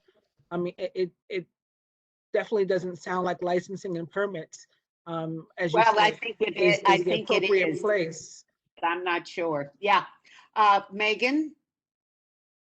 Thanks, Mariama. Do we want to give them something in writing, at least to say they did in fact come before us, but we feel we need more guidance from our legislators? Do we want to put anything in writing? I don't. Yeah, okay, just leave it. So what that Mariama he can suggested. say, Okay. he is certainly entitled to say we went before the licensing committee and they were very hostile. No, we're not. Okay. But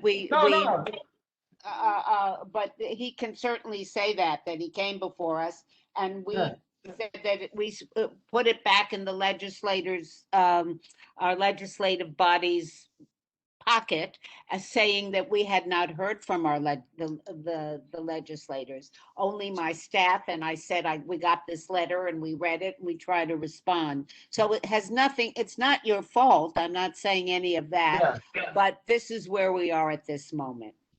Well, I'd just like to introduce, at least because I have people, my clients joining me, some are from Australia. All right, I'll be glad to meet, have them introduced, but Detta has a question or her hand up. Take your hand down when you're done, please. But Detta? You had your hand up and I'm calling on you. Yeah, thank you. I was just wondering if this is something that would be better, if it's appropriate to bring this to executive committee, if it's not appropriate for licensing. It just seems like this applicant needs just some sort of acknowledgement letter. That's what I was thinking, that exec is probably a better place, but. All right, Megan, I think that goes to your point as well, if I'm not mistaken. Thanks, Detta. Yeah, something in writing that they did what they were asked to do, and okay, we're giving it back to the legislature, however you want to phrase it.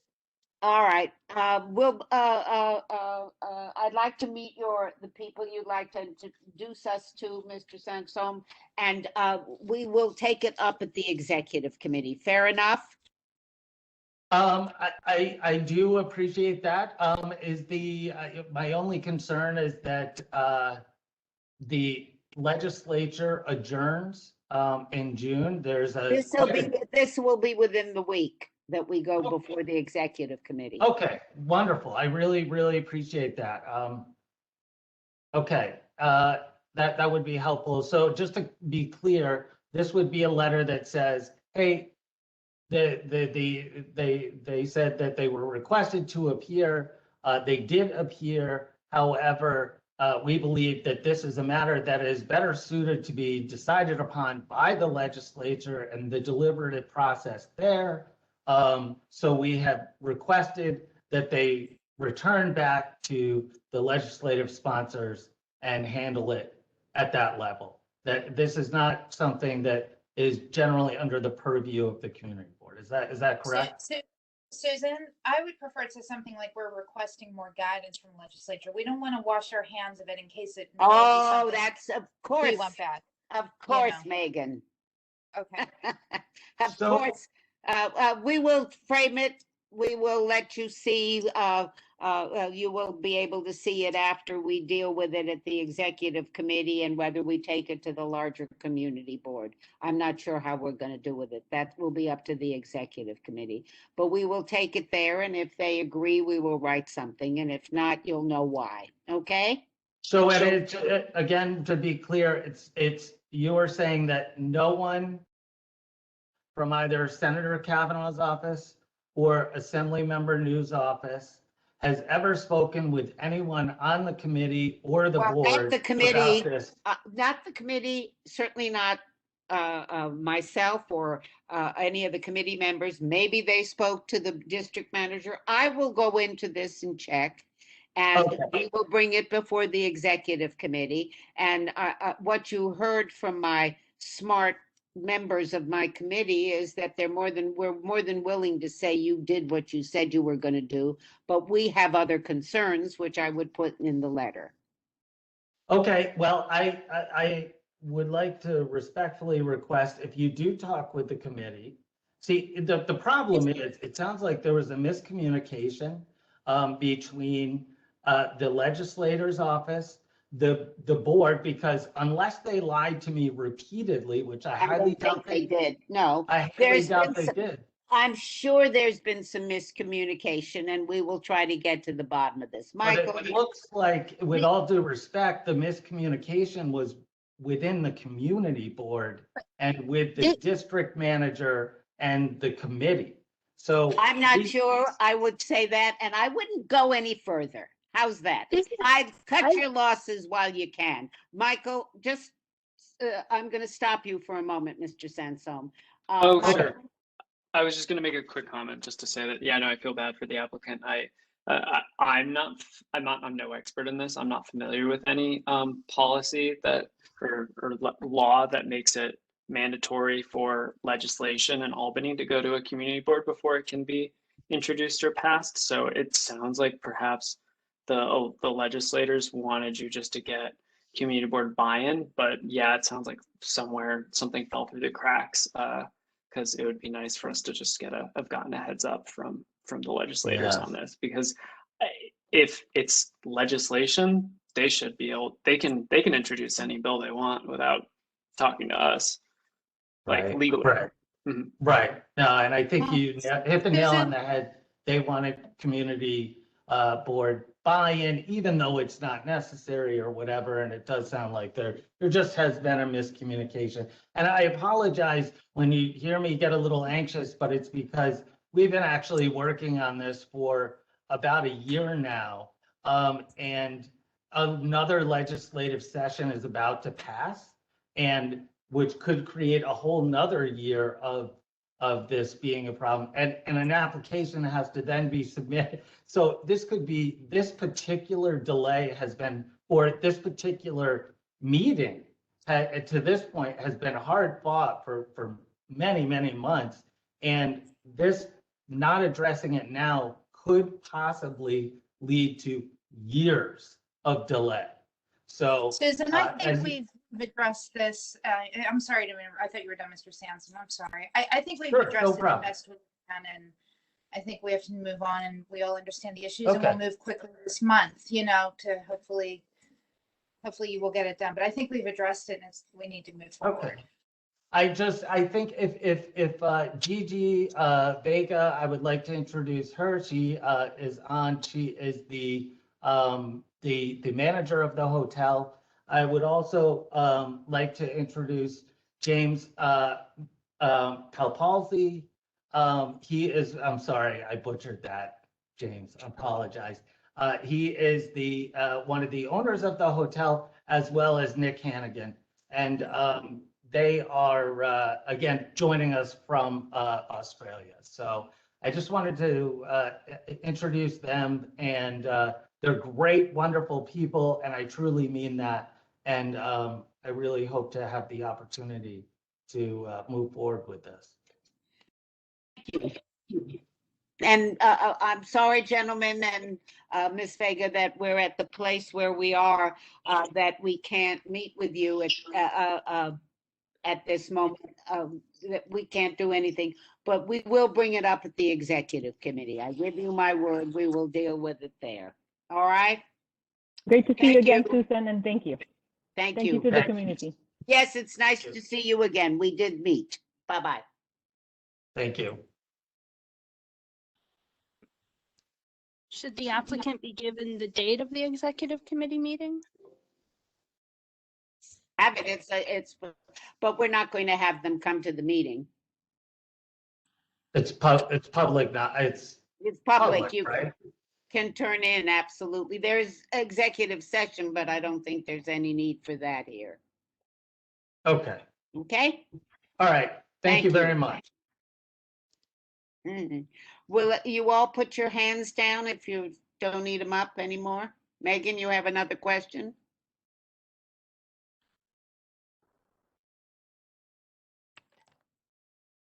Megs? I guess not. So I'm sorry, what, Susan? Your hand was up, that's all. Oh, no, that was from before. I'm sorry. No, I'll take it's it. fine. Okay, so the last one is, they're two different things. It's Stone Street. Oh, Susan, I do see a question in our little Q&A from Elke Hoffman. I think she was waiting for a referral. Oh, no, sorry, a renewal. Yeah, and we, I muted myself. The other application we had was a removal, and it's in the Tribeca section. And so we had submitted. A renewal. No, it was a removal. It's we're filing it as a removal. It's an application for a restaurant moving to Tribeca. Oh, but it's a new application. Yes, it's removal and relocation. It's number one on your list of miscellaneous ones. Oh, Susan, it's the first under the renewals list. It's the first item under Tribeca renewals. Right. 139 Duane. Correct. So what do we have to do with this before I go to the other Stone Street? I mean, it's essentially an application as far as your community board is concerned. We've submitted Do the we have all application. the information? Yeah, you have a questionnaire and notice was All right, then, posted. why don't you put it up on the screen? Do I do that or do you guys do it? I'll go ahead and do it. Oh, okay. Jen will do it. Okay, and I believe Roberto was on the call, Roberto Santabanez.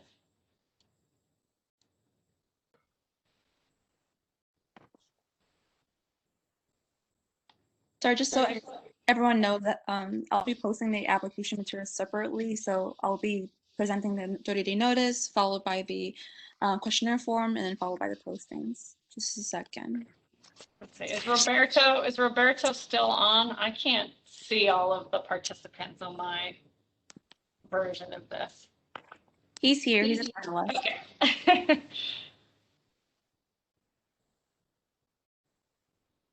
Hi, I am. I'm here. I'm here. Hi, I just Roberto. got on. Hi, just got unmuted by our kind host.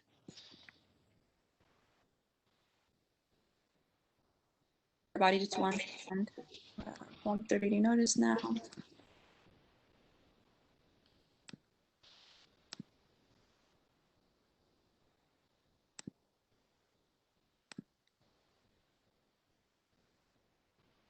This information isn't redacted, so I won't be showing partial information. I won't be showing the attorney's address or email, contact information. So I'll just be showing this portion of the 30-day notice, everybody.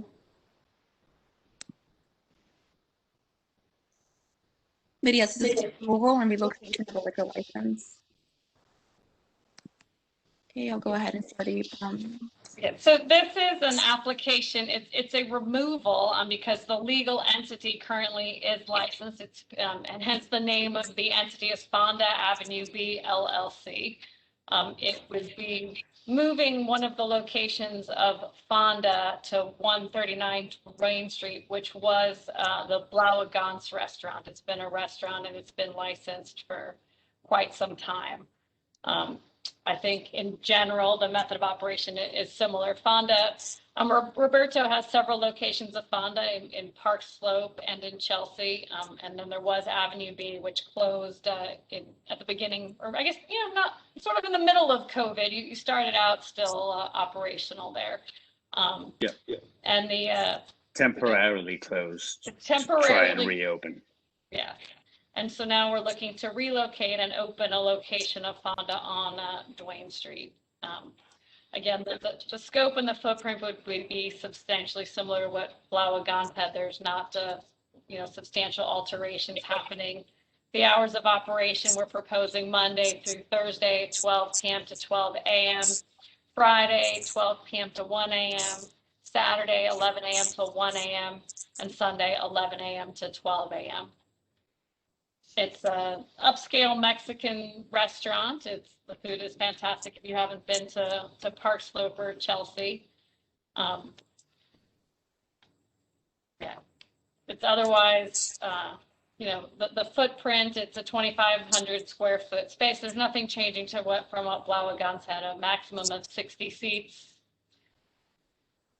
Outdoor space only temporary for as long as open restaurants permits it. How many can sit outdoors? We really don't know yet because of the city's outdoor dining. It's changing, and we don't know. We will apply for an outdoor cafe at one point or another.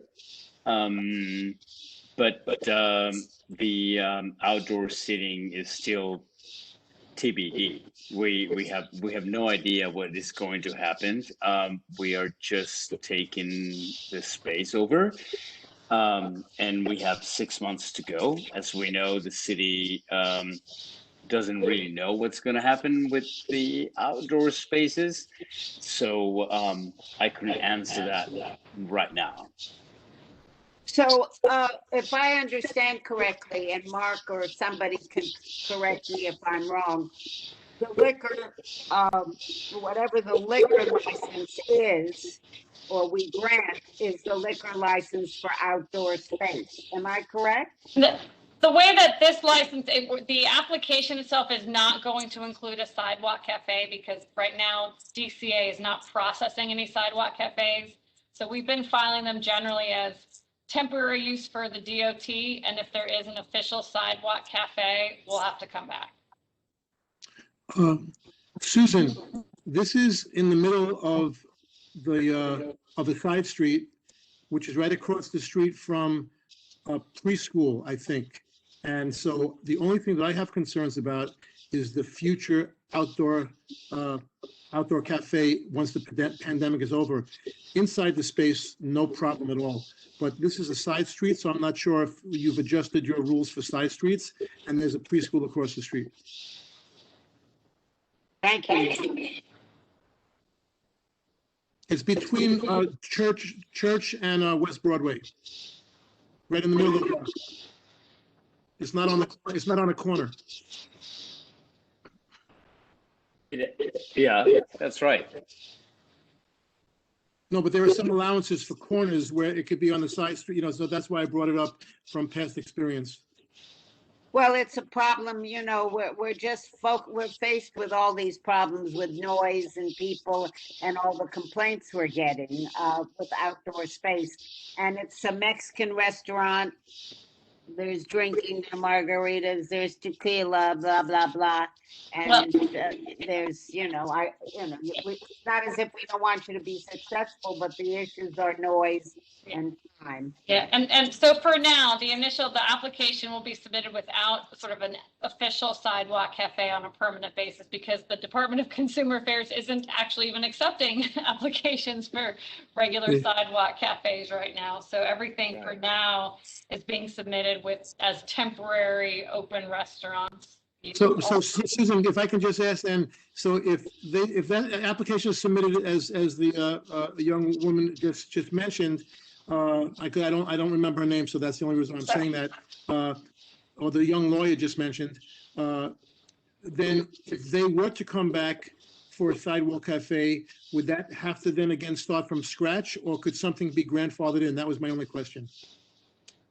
Well, they'd have to come back and meet the sidewalk cafe rules that we had, but it's all changing. That's a piece of what. I'm just talking about post-pandemic because right now I understand and I'm for the having to do the sidewalk things to stay alive. I'm talking post-pandemic. Is if we grant this, which indoors I support, I'm familiar with the space. But would it have to, then it's, like I said, the sidewalk cafe then be totally new without any grandfathering from what we're doing today? We could put that in the license. We could put that in the stipulation, by the way, that they'd have to come back. I feel very, very confident that we have been in Park Slope for 12 years and in Chelsea for 6 years and in the East Village for many years. And we are a neighborhood restaurant and we serve our neighborhood. And I really feel confident that we'll be totally okay. I support you. I'm familiar with the areas in Park Slope. It's just that the board, at least since I've been here, has had some different levels of standards for the residential side streets as opposed to the avenues. So I just wanted to bring that up. I wish you all the success in the world, but I just wanted to bring up those points. Thank you. Thank you, Mary. Michael, you have a question. Just a quick comment. This is anecdotal, but my boyfriend lived nearby the Chelsea location for many years, and they never had any issues, and it seemed very professionally managed. So, welcome to the neighborhood. Hope you guys do well. Thank you. Any questions? Thank you so much. That's very nice. He's the nicest of all of us. Just know that. You're too kind, Susan. We've got I also live in the neighborhood. Okay, good. Good, Roberto. Anything else, anybody? Jen, have I forgotten something? Trying to think of other questions I have. Okay.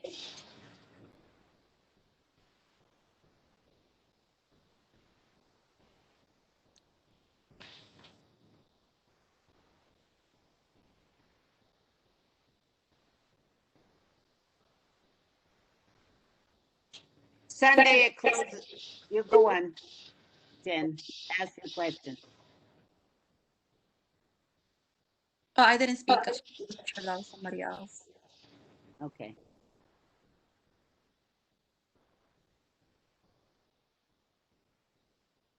I would ask about the delivery hours. Everybody's okay with that? 12 p.m. to 10 p.m. delivery hours. Their hours, they ask for Monday to Thursday, 12 to 12. Am I correct? Yes. And that Sunday, since it is a neighborhood and there are people who live around there, I would ask them to close at 11. I would not keep it till 1 a.m. on Sunday or midnight. We like usually Sunday at least by 11 to be a liquor to be done with. And then their Thursday, Friday, and Saturday are till 1 a.m.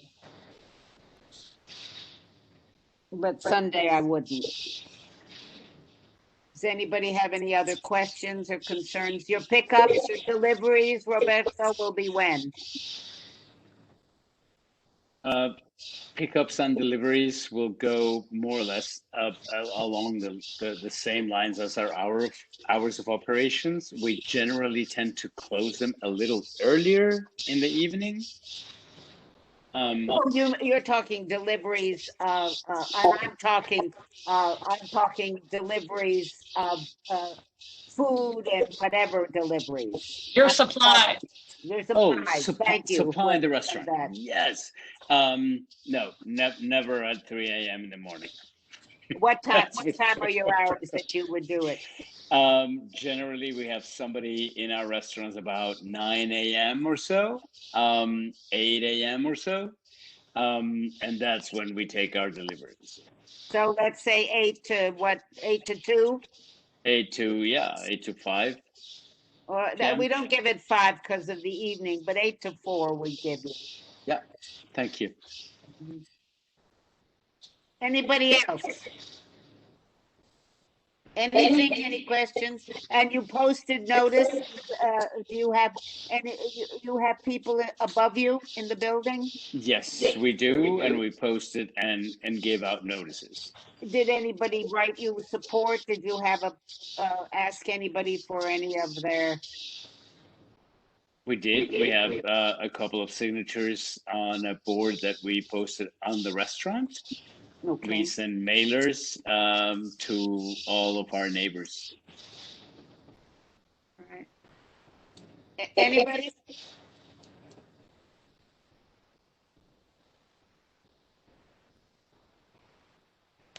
Okay. Well, if there are no questions, can I move along with this one? Sure, you want me to call the question? Oh, sorry, go ahead, Jen. Go on, Jen. This is a question, for Roberto or for the attorney, if you could go ahead after this meeting or soon this week, send over the mailings to me just so that I have that on record for the application. Okay. Thank you. I have some of the mailings. Roberto, can you also send me or take a snapshot of the signatures? That would be great. Okay.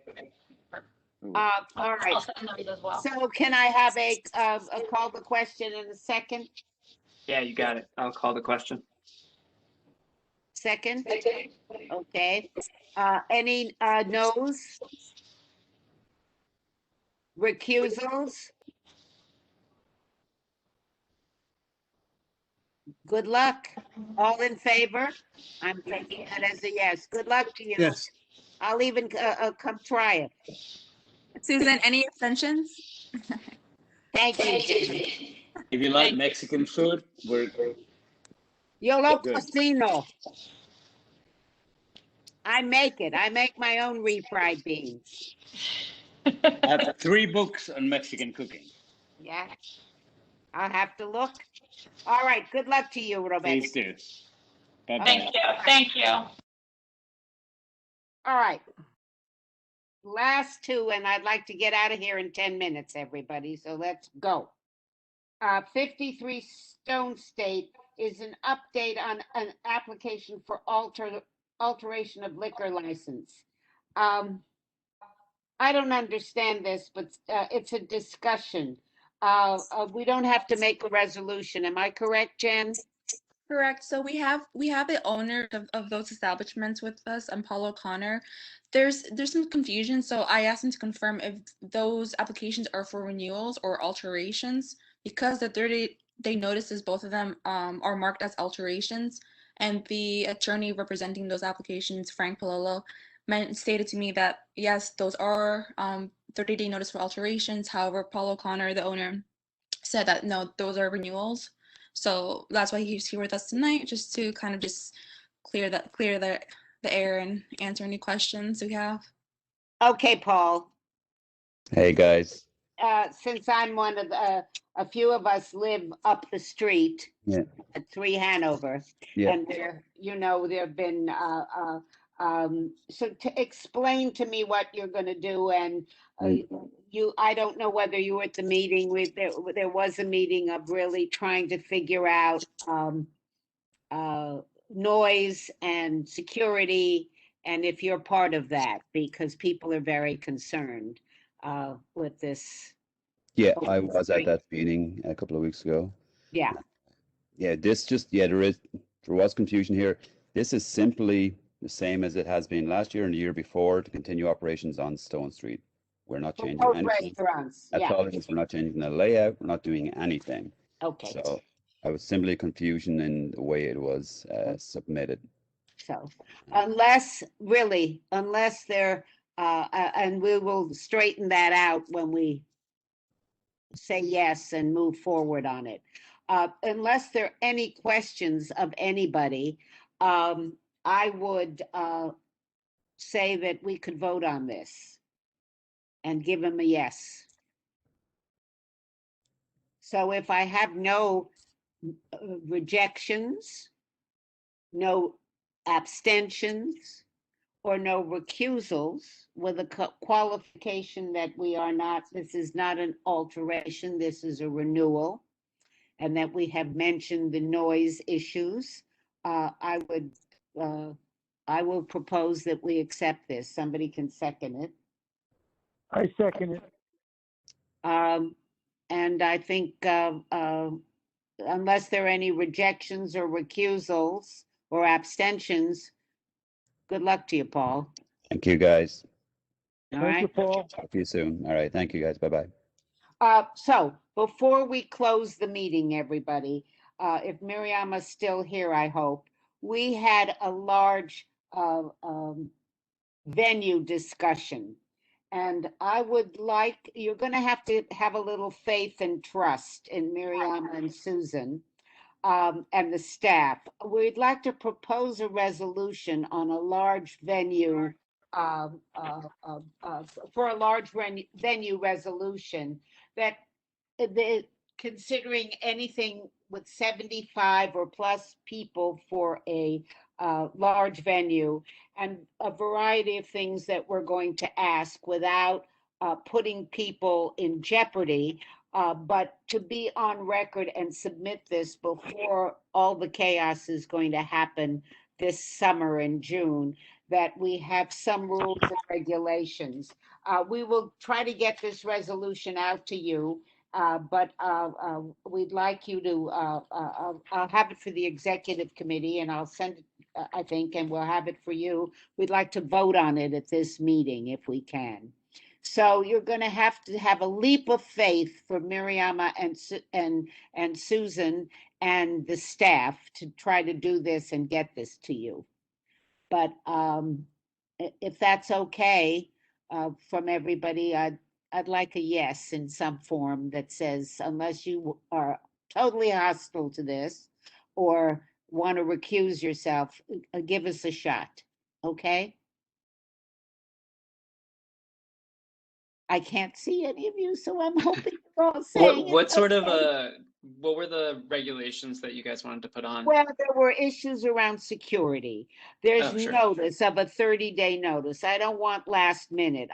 We wanted to be able to really have a sense to digest what they're asking us for.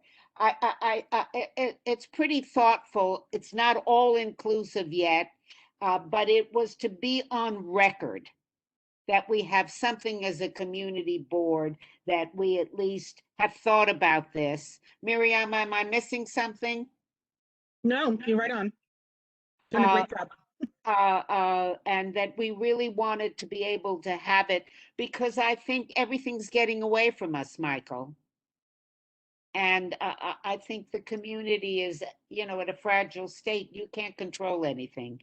And So it's like, it's trying to make sure that we have the tools and time to digest applications that are coming before us that have, well, is it specifically at 75 or more people? Yes.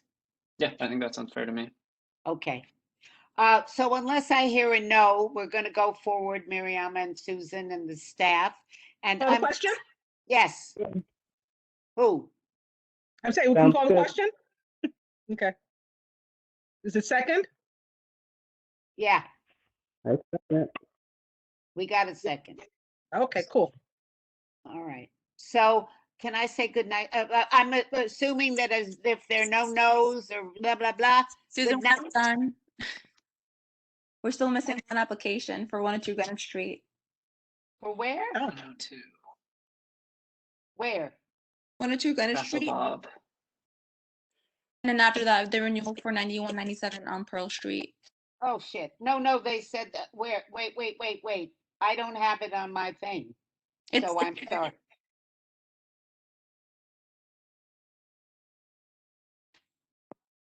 All right, Jen, speak up. 102 Greenwich. Right, yeah. That's the only one we're missing, I think.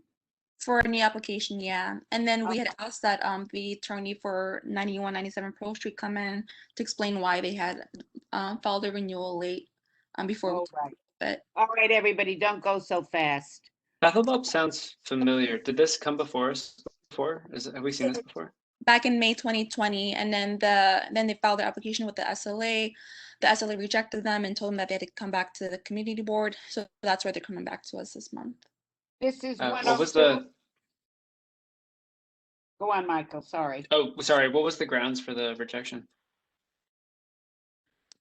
That's why the attorney's here to answer that. It's because why. Sorry. For 102. You know, we have you here. I'm going to let you speak, but if it is more complicated, I'm going to postpone it till next month because I don't want to rush through this. So is Neil Visocki the lawyer? Jen, who's the lawyer? Sorry, I missed you. Sorry, I was unmuted. Yes, Neil Visocki is a lawyer. So why were you rejected? Neil, we can't hear you.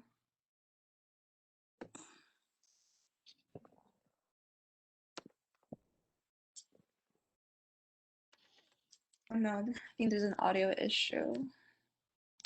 Well, they can always come back in June. Neil, we can see your face, but we can't hear you. Unmute yourself. Try to unmute yourself. Okay, I see you saying you're trying. Okay. Hello, Pat.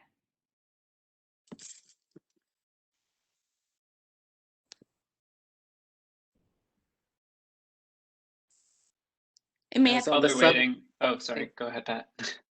No, I was just saying I was on the subway for the whole meeting. Oh,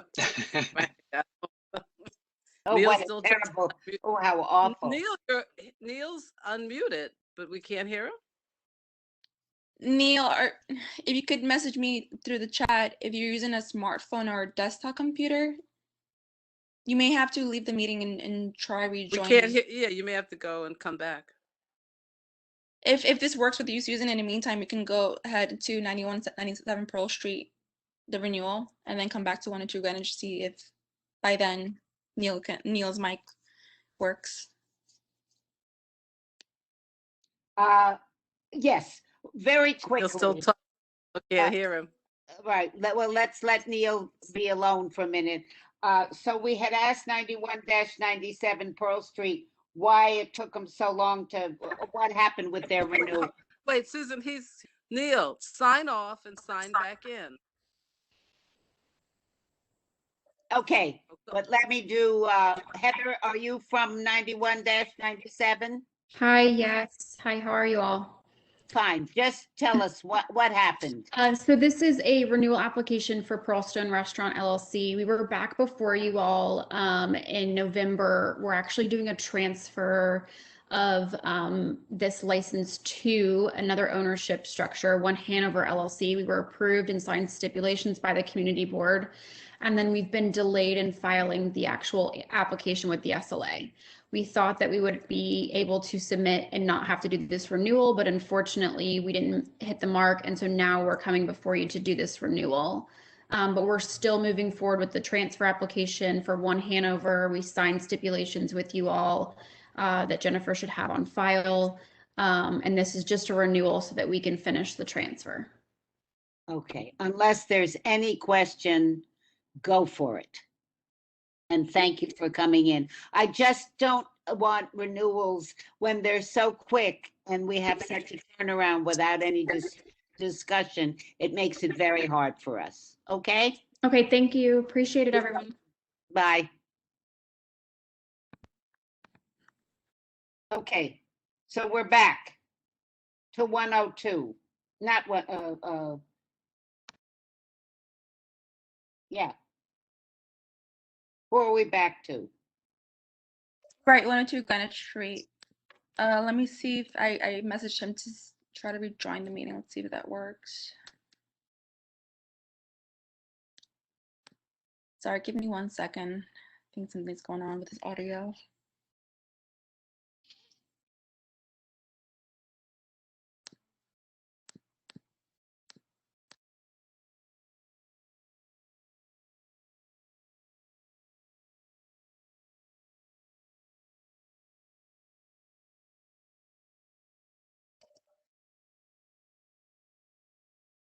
It seems like he logged out as well as his other. Well, listen, he can come back. Is that all right with everybody? I just don't know whether I can make him happy. And I don't want to keep, or he can write us a letter and tell us why it was rejected.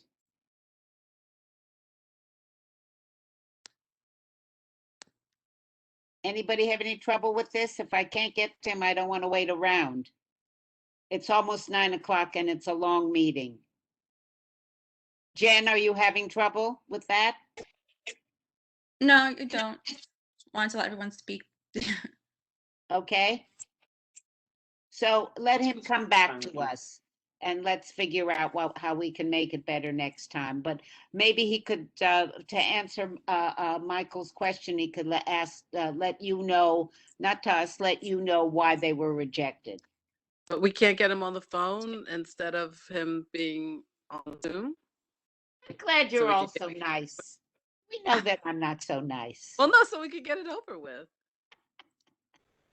I'm I shooting, agree. I'm shooting him an email right now, but just to make sure, it wasn't just me who saw him log off, right? He did log off, right, eventually? Yes. Yeah, I think so. What was the name it was under? It was Neil something? Vissoky. Yeah, Vissoky, yeah. Vissoky, Vissoky or something. Susan, Yeah. while we're waiting, can I just make one small point? I just wanted to, you and Michael, just one small point about the Mexican restaurant, which I hope is wonderful and everything. The location in Park Slope is on 7th Avenue. The location in Chelsea is on 9th Avenue. Those are like main business, especially in Park Slope, that's the main business avenue. And I know that because my daughter used to live in Park Slope, they would probably have the same concerns, even though it's a wonderful operation, if it was on one of the side streets in Park Slope. So that was the only difference. I hope it's successful, Michael, and I wasn't, Oh, no, I think you brought up very fair points. Yeah, but it's on 7th Avenue in Park Slope, and that would be like, on Broadway or Church, like one of the big avenues here. And we're gonna put it in the steps, Mitch. I'm Yeah. gonna put it in that they sign on it. Just because I'm a musician, I still like to get a nice, peaceful night's sleep. Oh, you deserve it. We all do. No, I see Neil Jen, back. I'm gonna end this meeting, and Jen, just. It looks like Neil just popped up in the attendees. Oh, okay, here we go. There is a call-in user too. I don't know if that call-in user had been there before. Jen? Mr. Inch. Jen, Yeah, no, he's here. I unmuted him. Hello, hi. hello. Hey. Hi, Neil. So tell us why you were rejected by the SLA. Okay, it's quite simple. They started about midway last year a new 500-foot rule program where instead of taking just your basic statement, you had to fill out a lengthy form with about 30 some odd questions. And the long story short is some things were incomplete and the AL judge voted not in our favor. But it was really more of an administrative thing than anything else. Nothing more, nothing less. So where is this Pearl Stone restaurant on, Pearlstone. This is 102 Greenwich? 102, this is Pearl Street, 91-97, am I correct? No, this is 102 Greenwich Street. It's the upscale diner restaurant that we were here in front of you in April, and we have signed snips that were dated Yeah. June 3rd, So we were in front of you, we presented our case. They're working on the C of O now to change it to a restaurant. They have a PA for 110 people. They plan to be open the end of August, and we've agreed to the community board stipulations last June of 2020. And so now we have to refile the application. All right, everybody, can you look at that application? And by the way, everything is exactly the same, and we're about 95% complete with the project. So nothing is changing, and we're agreeing to everything. It's just the diner, an upscale diner. Is this the 24-hour diner that Yes. was posted to Greenwich South? Oh, okay, cool. Yes, it is. So we have no issues with the stipulation. We just like to get your approval once again, since nothing's changed, and we'd like to refile this as soon as possible and have them up in business, by hopefully by early September, late August. Anybody have any questions? Michael, was your question answered? Yep. No, that makes a lot of sense. Okay. I'm sorry we had such trouble, Neil. I apologize. I really. Don't. I just want to take a vote. Can I have a second on this? Second. I called the question. Any rejection? Any recusal? What have I forgotten? Recusal, rejection? Abstention. Abstention. Thank you. All right, all in favor, I'm taking it as, and there you go. You got it, Neil. Thank you very much, and everybody be safe. Thank you. Thank you. You also. Bye-bye. Thank you, everybody, and buenas noches, as we say in the old country. Yeah, thanks, Susan. I know, so this went late, but the silver lining is I'm glad that their business is opening again. There were a few of those real slim meetings we had like 6 months ago that were so sad.